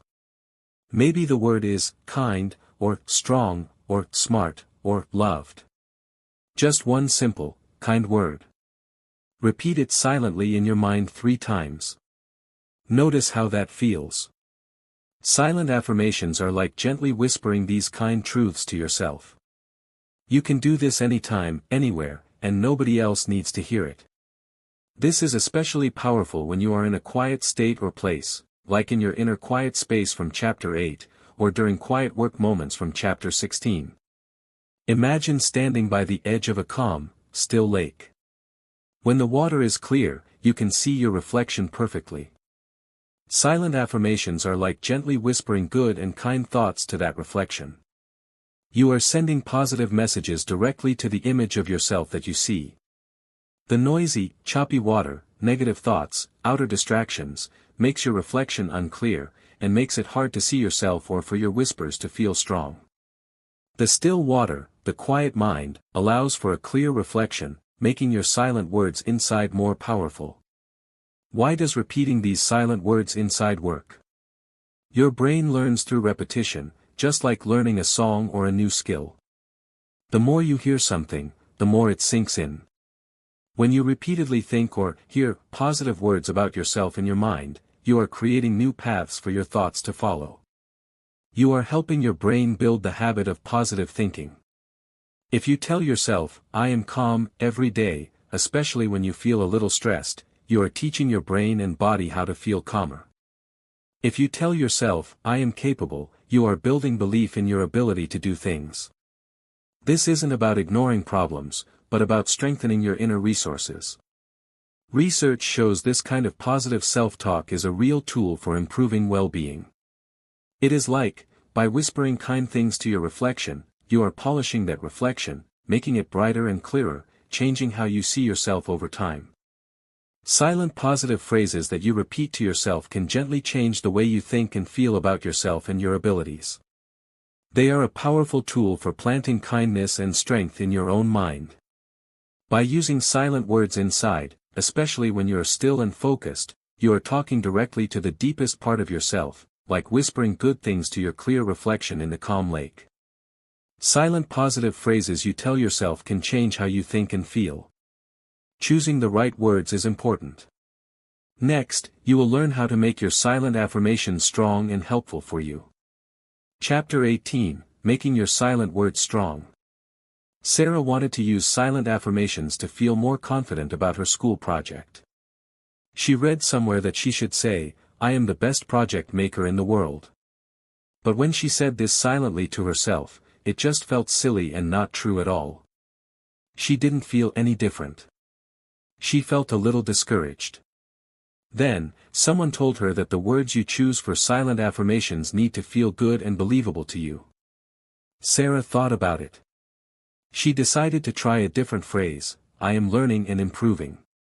When she said these strong silent words inside, it felt true. It felt kind. It made her feel a little more hopeful and ready to work on her project. Choosing the right words for your silent affirmations is important to make them powerful. Remember from the last chapter that silent affirmations are positive phrases you say to yourself silently to help change how you think and feel. But not every positive phrase will work well for everyone. To make your silent words truly helpful, you need to choose them carefully. These are your strong silent words. They are the words that feel right and true for you when you say them quietly in your mind. They should be words that feel like they support you and lift you up. There is guidance from psychology about what makes affirmations effective. If you say something that feels completely unbelievable, your mind might just argue with it. Like saying, I am the strongest person ever, if you feel weak. Your mind might immediately say, no, you're not. But if you say something that feels like it could be true, or is a step towards what you want, your mind is more likely to accept it. Research and stories about people who successfully used positive self-talk often show they found words that really meant something to them personally and felt like they fit their situation. This tells us that choosing your own strong silent words that feel right inside is key. Write down one kind silent phrase you want to use. Think about how you want to feel or what quality you would like to strengthen in yourself. Do you want to feel calmer when you are stressed? Maybe a phrase about peace or calm would be good. Do you want to feel more confident? Maybe a phrase about strength or ability. Your strong silent words should usually be, 1. Positive, saying what you want, not what you don't want. Instead of, I'm not nervous, try, I am calm. 2. Short and simple, easy to remember and repeat. 3. In the present tense, as if it is already happening or is true right now. I am peaceful, instead of, I will be peaceful. 4. Believable, it needs to feel like it could be true for you, or like you are moving towards it. You can even add, I am learning to. If the full phrase feels too big right now. 5. Feel good to you, this is the most important part. When you say it silently, does it feel kind? Does it feel supportive? Does it feel like your truth? Imagine you are by the calm, still lake, from Chapter 6, The Secret Power of Silence, perhaps in your inner quiet space, Chapter 8. Near the water's edge, there are some smooth, flat stones. These stones are like the calm, quiet parts of your inner self. Choosing your strong silent words is like choosing some of these smooth stones and gently carving a positive symbol or phrase into them. You are making a lasting mark of kindness, strength, or peace on the calm foundation of your inner world. The smoother the stone, the calmer your mind from stillness, the clearer and stronger the carving, the affirmation, will be. Choosing the right stone, the one that feels solid and smooth to you, makes the carving powerful. These are your personal symbols, your words of strength and kindness, etched into the stillness. The silent affirmations that work best are positive phrases that feel true, kind, and powerful to you personally. They should be words that you can repeat silently with a sense of believing them, even just a little bit. Finding your strong silent words is about listening to your inner self, like in Chapter 4, losing your inner compass, but in a good way. To find the words that truly resonate and feel supportive. You are choosing the words that will help shape your inner world, like choosing which beautiful symbols to carve into the calm stone. Choose silent words that feel true and good for you inside. Once you have found your strong silent words, the next step is to use them regularly.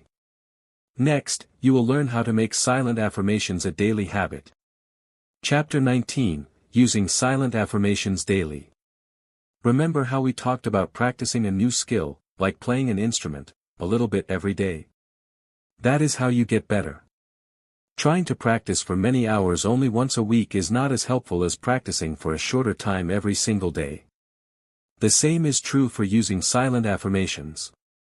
Saying your strong silent words, from Chapter 18, once in a while might help a little bit, but to see bigger changes in how you think and feel, you need to make it a regular practice. You need to make silent affirmations a daily silent talk. This means choosing to repeat your positive phrases silently to yourself every day, just like you might brush your teeth every day. Making silent affirmations a daily silent talk is the key to helping them really sink into your mind and start to change your feelings and beliefs. Think about it like building a path. If you only walk a path once in a while, it stays overgrown and hard to find. But if you walk the path every day, it becomes clear and easy to follow. The more you repeat your positive phrases silently, the clearer and stronger that positive message becomes in your mind. This idea of daily repetition for personal growth is supported by research on how habits are formed. Scientists know that doing something regularly, especially at the same time each day or linked to another activity, helps it become an automatic habit that you do without even thinking too hard about it. This makes it much easier to stick with over time than trying to remember to do something only once in a while. Throughout history, many traditions and practices that helped people feel peaceful or strong involved some form of daily repetition of positive thoughts, prayers, or phrases, as seen in public domain texts about these practices. These are examples of daily silent talk used for building inner strength. Pick a time today to silently say your positive phrase 5 times. Choose one of your strong silent words or phrases, like, I am calm, or, I am capable. Now, choose a time today when you will remember to repeat it silently to yourself 5 times. Maybe it is before you eat lunch, or when you are walking from one place to another, or when you are sitting quietly for a few minutes, using your pause button skill from Chapter 11. Just silently say the phrase to yourself 5 times. Do not worry if your mind wanders or if you feel distracted. Just gently bring your attention back to the silent words. The goal is the repetition. This is one simple way to start your daily silent talk. Doing this every day is important. Even if you only do it for a minute or two, the consistency matters. When you practice your daily silent talk, you are like someone returning to the edge of the calm lake every day to see their reflection. Remember how in Chapter 8, Finding Your Inner Quiet Space, we talked about the calm cove and seeing your reflection. Returning daily to see that clear reflection, and whispering your kind strong silent words to it, strengthens your connection to that peaceful inner self and reinforces how you see yourself in a positive light. Each daily visit makes the reflection seem clearer and the whispers feel more real. Without returning daily, the surface might get choppy again, from noise and busyness, making the reflection unclear, and the positive whispers might get lost. Repeating your chosen silent positive phrases every day helps train your mind to think more positively and builds a stronger, kinder inner belief about yourself. It is this regular practice, this daily silent talk, that helps the messages sink deep inside and start to make lasting changes in how you feel and act. Research on habits shows that small, consistent steps are the most powerful way to build a new behavior. By returning to the lake edge of your inner quiet space daily to use your silent words, you are solidifying your connection to your calm, capable self. Saying silent positive words every day helps build a stronger inner you. Building this daily practice helps you in many ways. Next, you will learn how to use stillness and your silent words to help you handle difficult feelings. Chapter 20, Handling Hard Feelings Quietly. Alex felt really angry. A friend had said something mean, and Alex's face felt hot, and their hands felt like fists. Usually, when Alex felt this way, they would stomp away or find something loud to do to try and forget about the anger. But today, Alex decided to try something different. They went to a quiet corner and sat down. They closed their eyes and just noticed the angry feeling. It was strong, like a fire in their chest. They didn't try to push it away. They just sat there, noticing the heat and the tightness.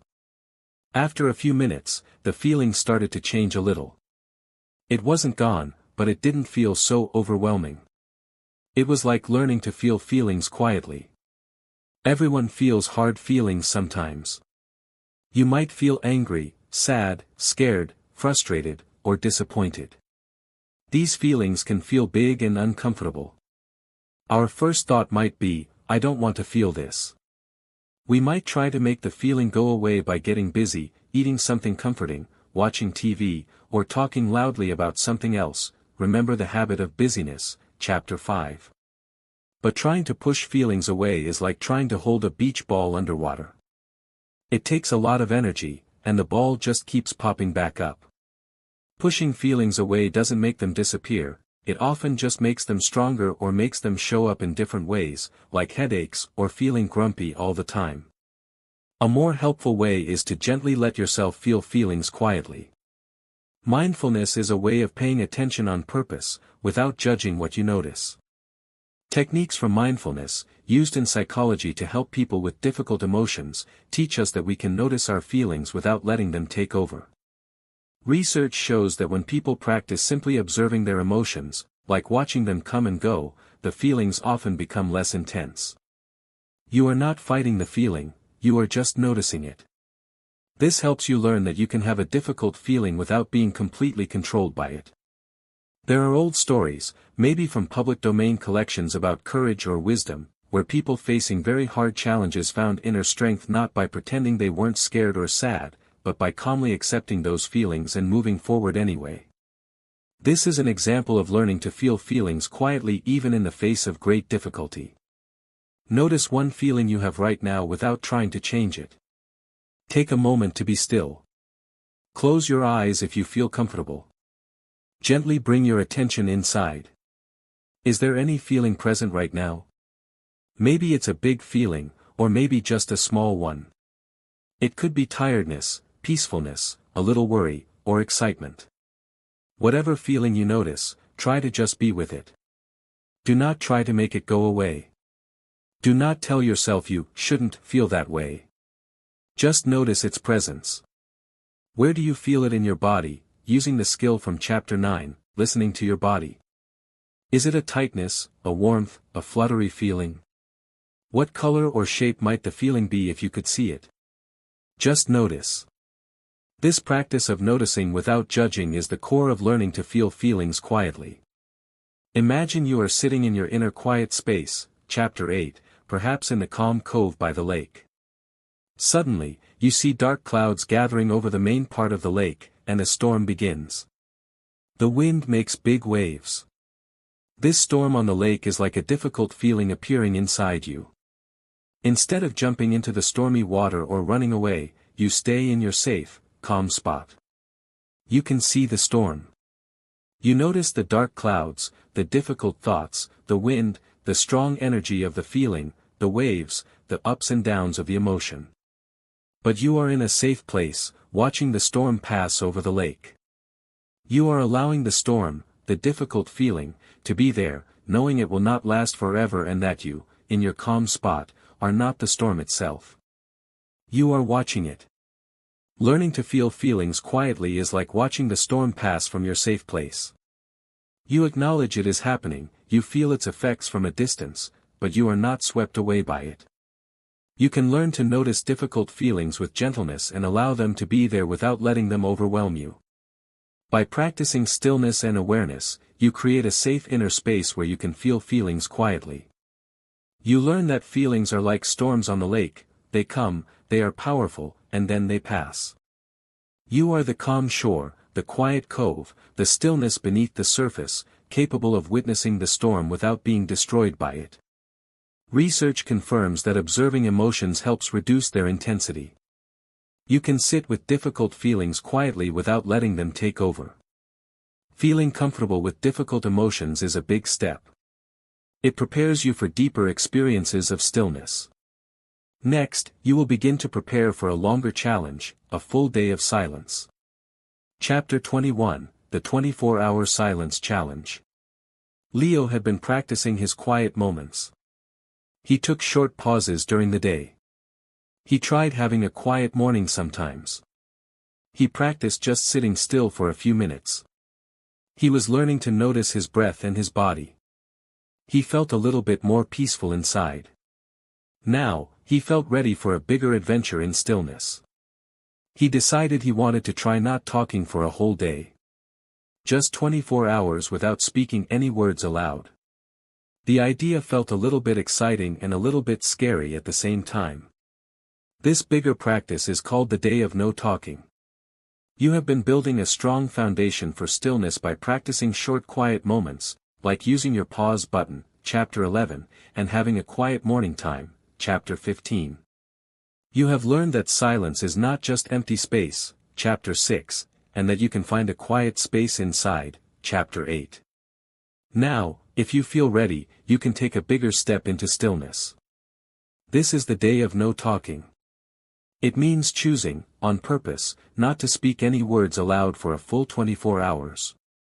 From the moment you wake up on that chosen day until you wake up the next morning, you will communicate without speaking. This might sound like a very long time to be quiet, especially in our world that is so full of talking and noise. But this challenge is not a punishment, it is a powerful way to learn even more about the secret power of silence and about yourself. People have chosen to be silent for long periods throughout history and in different parts of the world. In some traditions, people take vows of silence for a day, a week, or even longer as a way to focus their minds and spirits. People go on silent retreats, spending days or weeks without talking to focus on meditation and inner reflection. These practices, mentioned in historical accounts and public domain texts about different cultures and spiritual paths, show that choosing silence for a longer time is seen as a valuable way to gain deeper understanding and inner peace. A day of no talking is your chance to experience some of the benefits that these ancient practices have offered people for centuries. It is your chance to dive a little deeper into the stillness you have started to explore. Plan when you will do your 24-hour silence challenge. The first step to doing your day of no talking is to choose a day. Pick a day when it is possible for you not to speak. Maybe a weekend day when you do not have to talk a lot for school or work. Tell the people you live with or will be with on that day that you are doing a silence challenge and will not be speaking. You can explain why you are doing it, to learn about stillness and yourself. Plan how you will communicate if you need to, maybe use a notepad and pen, or simple hand signs. Plan your day with activities that you can do quietly, like reading, drawing, writing, taking a quiet walk in nature, doing quiet chores around the house, or spending time in your inner quiet space, Chapter 8. The goal is to be present in the quiet, not just avoid talking while doing noisy things.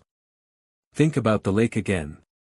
You have been learning to dip your toes in the water, starting small, Chapter 14, and finding calm spots near the edge, inner quiet space, Chapter 8. The day of no talking is like deciding to spend a whole day just being by the deep, still lake. You are not just visiting for a few minutes. You are immersing yourself in the experience of the lake's presence. You get to see how the light changes on the water throughout the day. You notice all the small movements and sounds of nature around the lake that you might miss on a short visit. You experience the full feeling of the stillness that rises from the depths. This extended time allows you to see the depth of the water and the vastness of the sky reflected above in a much clearer and more profound way than short visits can. This is what a day of no talking can do for your inner world. It allows you to experience the full depth and potential of your inner stillness. Choosing not to speak for a full day is a powerful practice that allows you to experience a deeper level of stillness and learn new things about yourself. It is a chance to fully step away from the outer noise and the habit of constant talking, and to spend time simply being present with yourself and your inner quiet.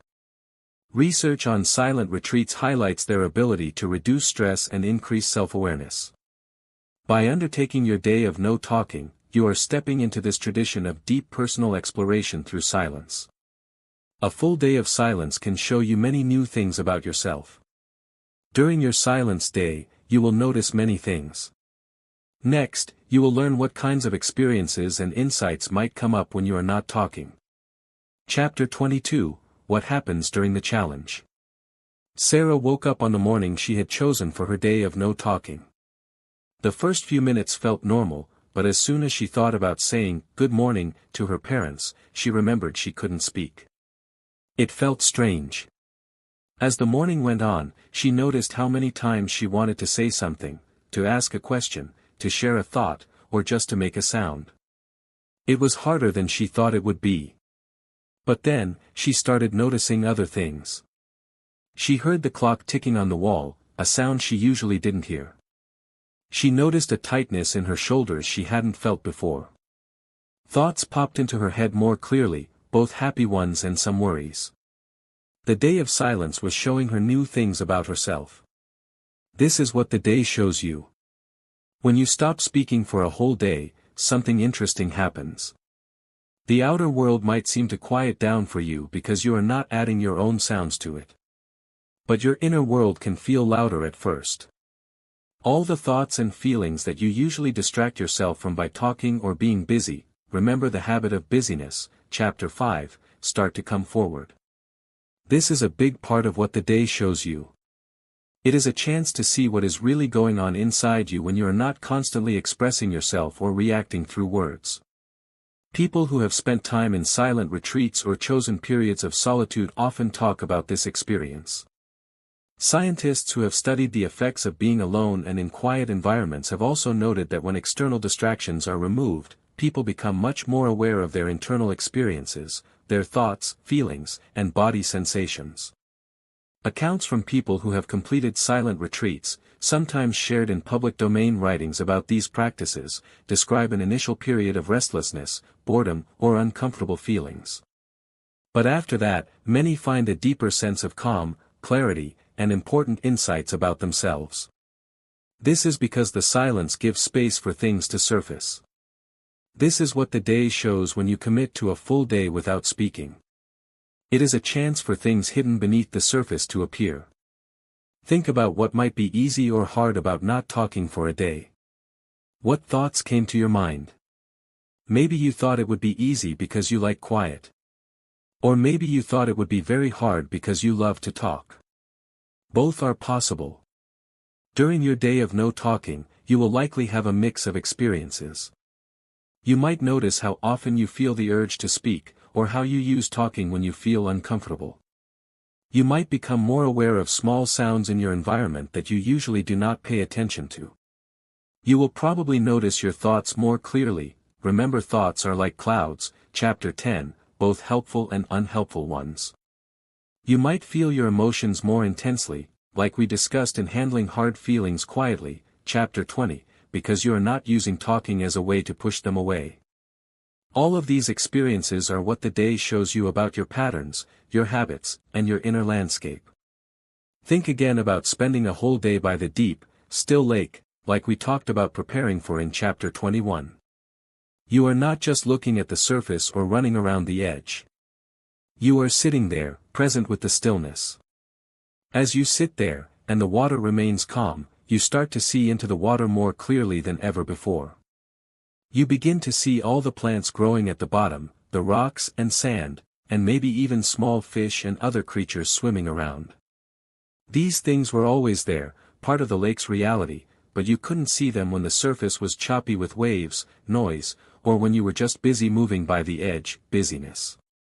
What the day shows you during your silence challenge is like seeing all the plants and creatures living under the lake's still surface, the hidden parts of your inner world that are usually obscured by the noise and activity of talking and doing.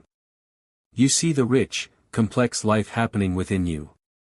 A full day of silence allows you to see thoughts, feelings, and habits that you usually do not notice because the absence of talking removes a major distraction.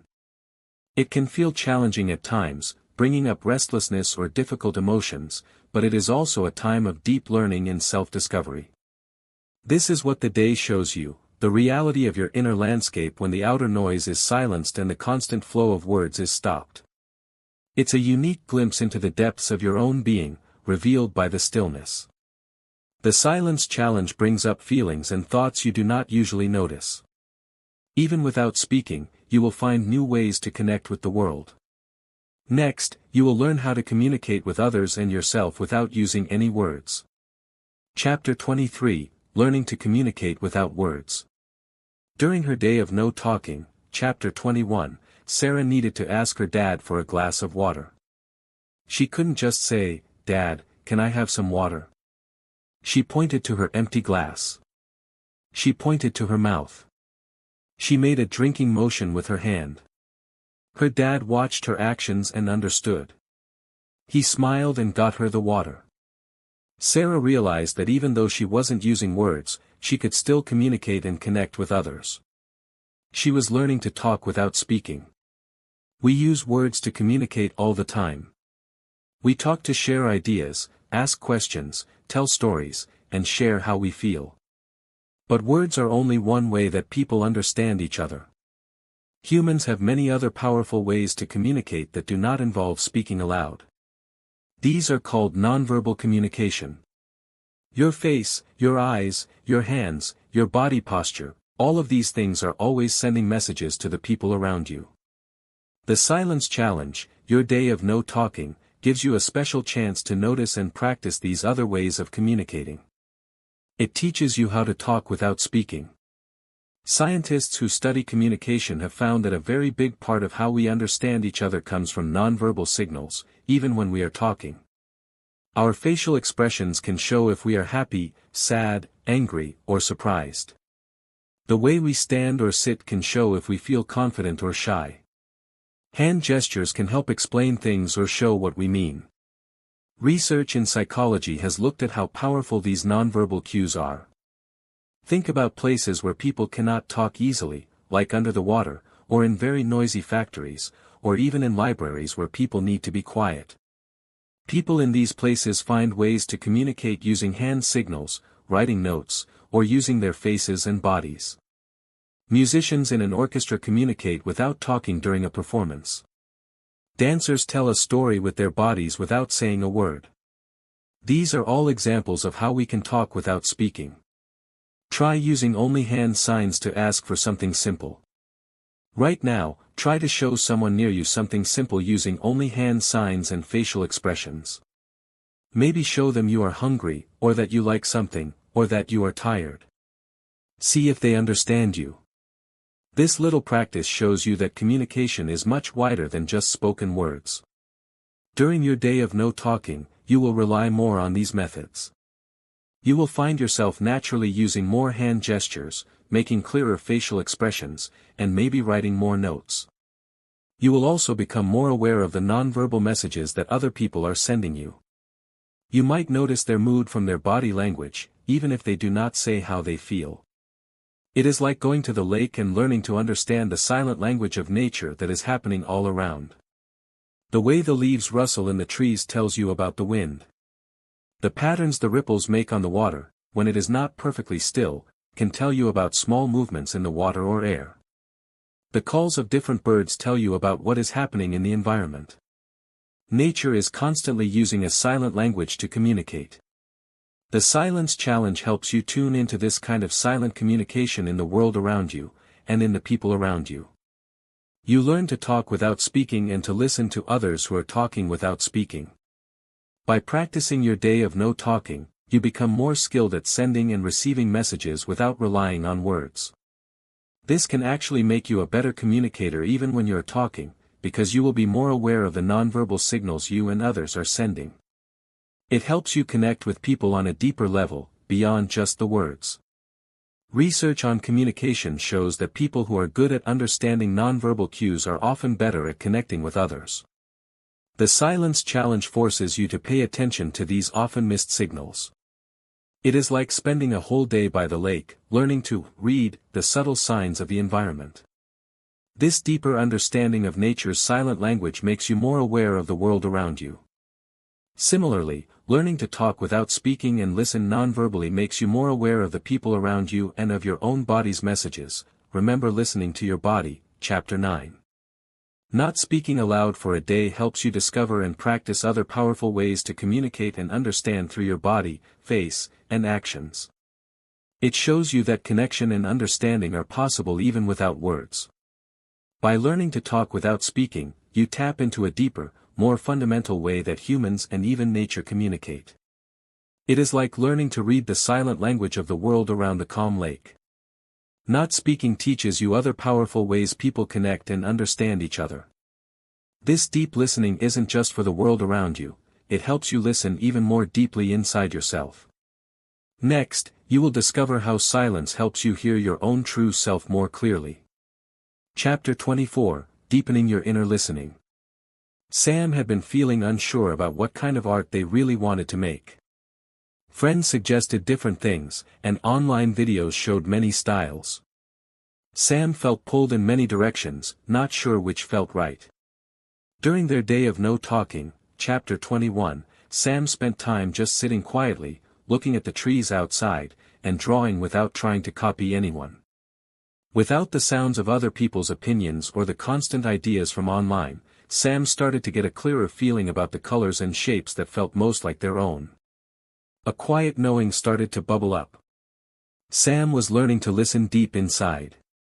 Just like the world outside is full of sounds, your inner world is full of quiet signals.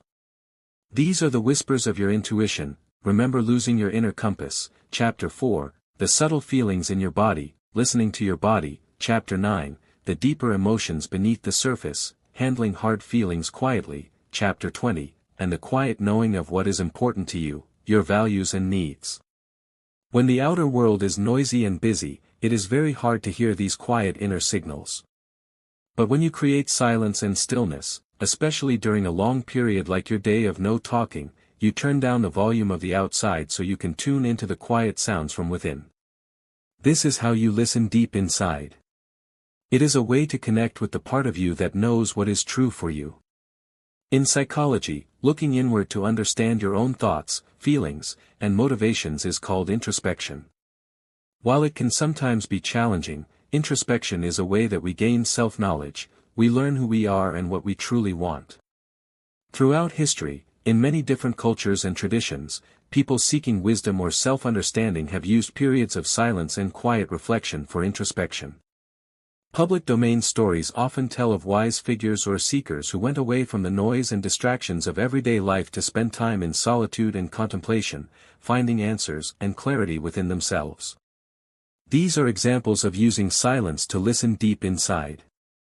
The silence creates the space for these inner discoveries. Ask yourself a simple question and wait for a quiet answer to bubble up. Sit quietly for a moment. Ask yourself a simple question like, "How do I feel right now?" or, "What is one thing I need today?" Then, just be still and listen. Do not try to think of the answer in your usual way. Just wait for a quiet feeling, a gentle thought, or a sense of knowing to bubble up from inside you. This is practicing how to listen deep inside. During your day of no talking, you have many hours to practice this deep listening. Without the distraction of talking or responding to others, your attention naturally turns inward. You are no longer spending your energy on outward communication. This allows you to tune into the more subtle signals of your inner world. It is like being by the deep, still lake for a long time. When the surface is calm and the air is quiet, you start to hear something amazing, the quiet hum of life from the lake's depth. It is the subtle sounds of the water itself, maybe tiny movements of life far below. This is the quiet energy of the lake's true nature. Similarly, when your inner world is still and quiet, you can start to hear the quiet hum of your own true nature, the subtle energy and knowing of your deepest self. This is what happens when you listen deep inside. The silence helps you distinguish between the noisy thoughts that are like clouds passing, chapter 10, and the deeper, quieter knowing that comes from your core. The constant outer noise and the habit of talking often drown out this quiet hum. By creating silence, you make the inner signals audible. Research on the benefits of solitude often notes increased self-awareness and clarity of thought. The public domain stories of inner discovery through contemplation show that people intuitively understood that answers could be found within, away from external distractions. Learning to listen deep inside is a skill that gets stronger the more you practice it in stillness and silence. It is like learning to hear the subtle sounds of nature at the lake. The more time you spend in that quiet environment, the more you notice and understand. Being silent, especially for a longer period like a day, helps you quiet the outer world and listen deeply to the subtle signals of your true self. It allows you to hear your intuition, understand your feelings, and connect with your deepest knowing more clearly. It is like tuning into the quiet hum of life from the lake's depth, hearing the subtle energy of your own true nature revealed by the stillness. This is the profound gift of learning to listen deep inside. Being silent helps you hear your deepest thoughts and feelings more clearly. The experiences and insights from your silence day will stay with you. Next, you will learn how to carry the stillness you found forward into your everyday life. Chapter 25, After the Silence Day. Leo woke up the morning after his day of no talking, Chapter 21. For the first few minutes, it felt strange not to be silent anymore, almost like he had forgotten how to talk. Then, the usual sounds of the house started. He felt the urge to chatter about everything he had noticed the day before. But under that urge, he also felt a new kind of calm inside, a quiet strength he hadn't felt as clearly before. He realized he didn't want to lose that feeling. He wanted to take the peace of his quiet day and bring it with him back into his normal life. This is the important step after the quiet day. Completing a full day of no talking is a big step. You have experienced a deep level of stillness and likely learned many new things about yourself and the world around you. What happens during the challenge, Chapter 22. You might feel different, maybe more peaceful, more aware, or more connected to your inner self, deepening your inner listening, Chapter 24. Now comes the challenge of bringing that experience and those feelings back into your everyday life, which is often full of noise and activity. It is easy to return to your old habits of busyness, the habit of busyness, Chapter 5, and let the outer noise drown out the inner quiet again. But you do not have to. You can actively work to keep the lessons of your quiet day alive. This is what happens after the quiet day. Scientists who study how people make changes know that it can be hard to stick with new behaviors after you go back to your usual environment and routine. It is easy to fall back into old ways. To maintain a change, you need to consciously integrate the new experience into your daily life. Research on maintaining behavioral changes emphasizes the importance of continued practice of the new behavior and finding ways to make it fit into your regular schedule. This applies to keeping the feeling and benefits of stillness after the quiet day. You need to actively choose to bring moments of quiet and awareness into your normal routine. The principles of building habits through small steps, starting small, Chapter 14, and regular practice, using silent affirmations daily, Chapter 19, are very important here. Write down one surprising thing you learned during your silence day. Take a moment to think about your day of no talking. What surprised you the most about the experience? What did you learn about yourself or the world that you didn't know before? Write it down. This reflection is a way to hold on to the lessons. Now, think about the feeling of calm or clarity you might have felt during that day. How can you bring just a little bit of that feeling into your day today? It is like visiting the deep, still lake for a whole day, preparing for the 24-hour silence challenge, Chapter 21, experiencing its peace and depth, and then having to leave and go back to your busy town. You cannot carry the entire lake with you. But you can carry a piece of its calm back. Maybe you picked up a smooth stone from the edge that reminds you of the stillness. Maybe you hold on to the memory of the clear water or the peaceful feeling of the air. This is what you do after the quiet day, you carry a piece of the stillness with you in your mind and heart. To carry this piece of stillness, you need to continue practicing the small habits you have learned. Keep taking those short pauses throughout your day, the pause button for life, Chapter 11. Continue with your quiet morning time, Chapter 15, even if it is just for a few minutes each day. Keep using your silent affirmations daily, using silent affirmations daily, Chapter 19, these are your strong silent words, Chapter 18, that reinforce your inner peace. Spend a few minutes each day in your inner quiet space, finding your inner quiet space, Chapter 8. These consistent, small practices are how you weave stillness into the fabric of your everyday life. They are how you make the calm you found not just something that exists away from your normal life, but something that lives within you during your normal life. Research on maintaining good habits shows that doing the new behavior regularly is key to making it last. The challenge after a period of deep stillness is to intentionally bring the feelings and lessons of that stillness into your everyday actions and routine. By continuing to practice small moments of quiet and awareness, you keep the benefits alive. It is about actively choosing to carry a piece of the lake's calm back with you, letting its stillness gentle the noise and busyness of your world.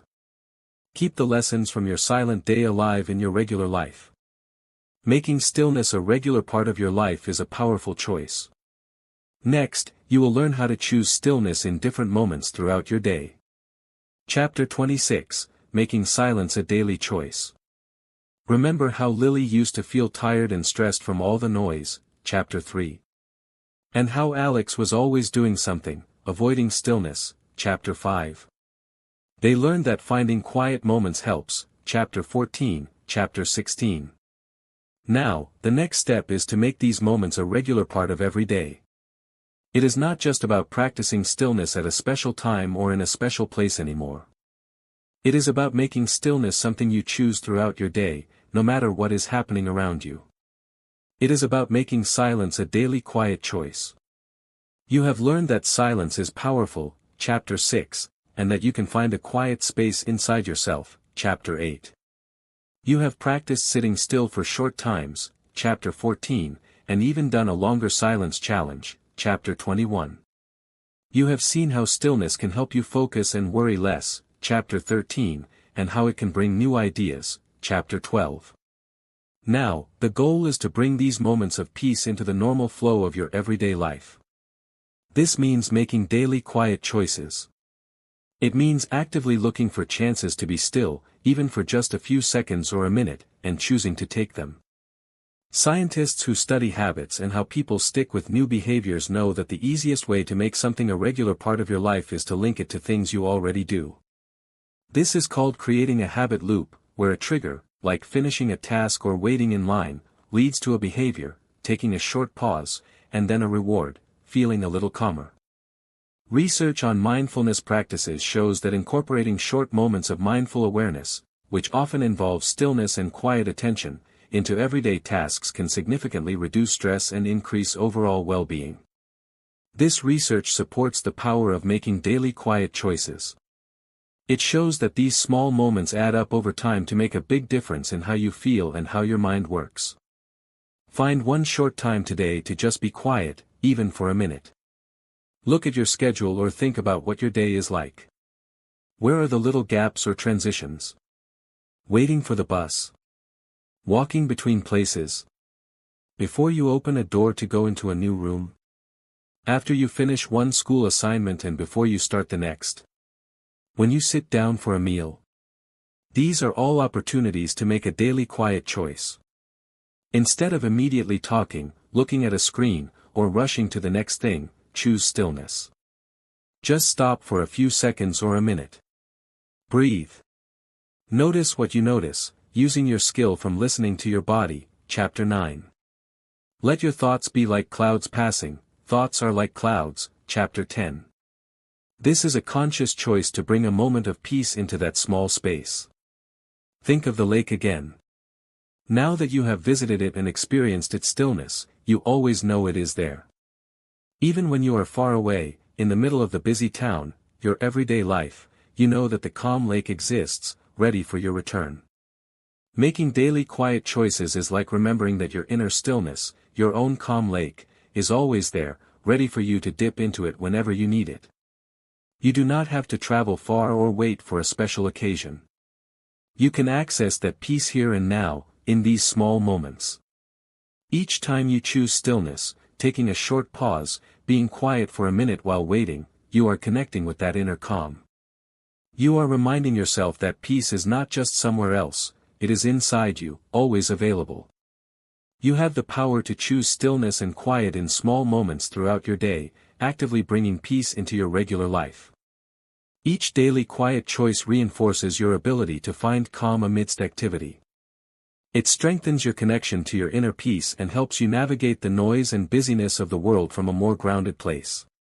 It is about knowing that your inner lake of stillness is always there and choosing to dip into its calm waters whenever you remember. Choose small quiet moments each day to keep your inner peace strong. As you grow stronger in your own stillness, you can help others find theirs too. Next, you will learn how you can share the gift of stillness with the people around you. Chapter 27, Helping Others Find Quiet. Sarah had found that taking short pauses during the day helped her feel less stressed about her school project, Chapter 13. Her friend, Emily, noticed that Sarah seemed calmer lately. Emily asked her what was different. Sarah told her, "I've been learning to just be quiet for a few minutes sometimes. It helps my mind feel less jumpy." Sarah showed Emily how to take a few deep breaths and just be still for 30 seconds, like using the pause button, Chapter 11. Emily tried it and felt a little bit better. Sarah was starting to share the quiet with her friend. You have been on a journey to find inner stillness and peace. You have learned to quiet the noise outside and inside. You have discovered how powerful silence can be and how it can help you in many ways. Now that you have found this treasure of stillness, you do not have to keep it only for yourself. You can share the quiet with the people you care about, your family, your friends, your classmates. This means helping them find their own moments of peace in their busy and sometimes noisy lives. One of the best ways to share the quiet is by being an example. When people see you looking calmer, or handling difficult situations with more peace, handling hard feelings quietly, Chapter 20, they might wonder how you are doing it. Your own peaceful presence can make them curious. Scientists who study how people learn from each other know that we often learn new behaviors by watching others. If someone sees you benefiting from stillness, they are more likely to think it could help them too. This is called social learning. Research in social psychology shows that personal examples from people we know are very powerful in influencing us to try new things. Throughout history, many wise teachers and helpers, whose stories can be found in public domain texts, shared their practices for inner peace and reflection with their students or communities, helping many people find similar benefits. This shows that you can share the quiet just by living it and gently inviting others. Tell one person about something nice you learned from being quiet. Choose someone you feel comfortable talking to. It could be a parent, a sibling, a friend, or a teacher. Tell them something simple and positive you have learned from being quiet. Maybe you could say, "I learned that taking a deep breath and being still for just a few seconds helps me feel less stressed before a test," or, "I noticed that when I'm quiet, I can hear the birds singing outside my window more clearly." You do not need to give them a big lesson. Just share one small, nice thing you have experienced. This is a gentle way to share the quiet and plant a seed of curiosity. Imagine the lake again. You have found the path to the clear, still lake. Remember how it felt to find your inner quiet space, Chapter 8. You have experienced its calm and seen its beauty. Now, you can show others the path. You are not pulling them to the lake or making them go. You are simply saying, "There is a path here to a beautiful, calm lake. This is what it feels like there." You can describe the feeling of the calm water, from The Secret Power of Silence, Chapter 6, and the clear reflections, from Brain Waves and Stillness, Chapter 7, or Thoughts Are Like Clouds, Chapter 10. You are inviting them to find the path and walk it themselves when they are ready. Share the quiet is like showing others the path to the clear, still lake that you have found. You can help others find their own moments of peace and stillness by sharing your own positive experiences and gently suggesting simple practices. You do not need to have all the answers. Just share what you have learned and how it has helped you. Your peaceful example and your kind invitation can open a door for others to find their own inner quiet. Research shows that sharing positive experiences and leading by example are powerful ways to influence others for good. By choosing to share the quiet, you are contributing to more peace not just in your own life, but in the lives of those around you. You can help others find their own moments of peace and stillness too. As you grow in your own stillness, it changes how you interact with the world and lead others. Next, you will learn how finding inner stillness can make you a better leader. Chapter 28, The Quiet Leader. Imagine a group of friends playing a game together. Sometimes, when things get difficult or confusing in the game, everyone starts talking loudly at once, trying to tell everyone else what to do. It feels chaotic, and nobody can hear anything clearly. Now imagine in that same group, there is one person who stays calm. They are not the loudest. They listen quietly for a moment, think clearly, and then suggest a simple way forward, maybe with a few quiet words or a clear action. Because they are calm, the others listen. They guide the group out of the confusion, not by shouting, but with a kind of calm steadiness. This is an example of how quiet strength leads. Being a leader does not always mean being the person who talks the most or shouts the loudest. Sometimes, the most powerful leadership comes from a place of quiet inner strength. When you have found stillness inside yourself, through practices like the ones you have been learning, you are able to think more clearly, listen more deeply, and stay calm even when things around you are difficult or confusing. This inner calm gives you a kind of quiet strength leads.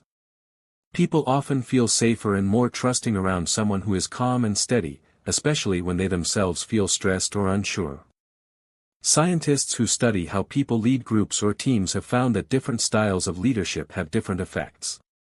While sometimes a loud, energetic leader is helpful, research suggests that leaders who are calm, mindful, and good at listening to others are often very effective. They can create a feeling of trust and safety in the group. This allows everyone in the group to work better together. Studies on leadership skills highlight qualities like emotional regulation, being able to manage your own feelings calmly, and empathy, understanding how others are feeling, both of which are supported by the practice of stillness. Historical examples from public domain biographies and accounts often show leaders who were known for their quiet wisdom, their ability to listen before speaking, and their calm presence in times of trouble. These stories illustrate how quiet strength leads, not through force, but through inner stability and clear thinking. Notice how you act when you feel rushed versus when you feel calm. Think about a time you felt rushed and had to make a decision or guide others. How did that feel? What did you do?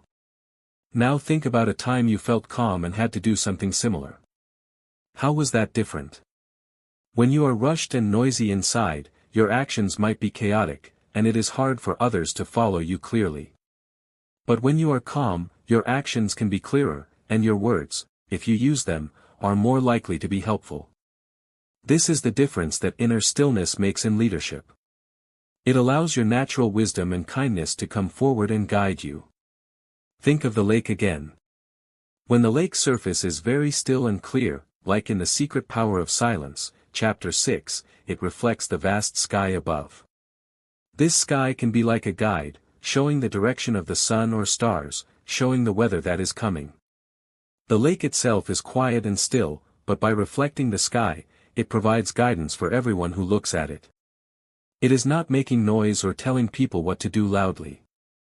Its power is in its stillness and its ability to reflect clearly. This is how quiet strength leads. Your inner stillness, your calm inner lake, reflects clarity, wisdom, and a steady presence.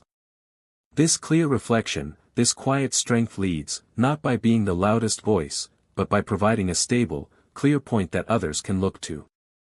You lead by being calm and clear, which helps others around you feel calmer and clearer too. When you cultivate inner stillness, it gives you a quiet strength that allows you to lead others effectively through calm presence, clear thinking, and wise listening. You do not need to be loud to be strong. Your inner calm is a powerful source of guidance for yourself and for those around you. Research supports that calm, mindful leaders are often the most effective. By developing your own quiet strength leads, you become a source of stability and clarity in the world, like the still lake reflecting the guiding sky for all to see. Being calm inside helps you lead others with gentle strength and wisdom. Your journey of finding stillness helps you, helps others, and can even contribute to a more peaceful world. Next, you will imagine how a world with more inner quiet might look and feel. Chapter 29, A World with More Stillness. Think about the world you see around you. Sometimes it feels very noisy and busy, doesn't it? There are loud arguments, people rushing, news that talks about problems and conflicts.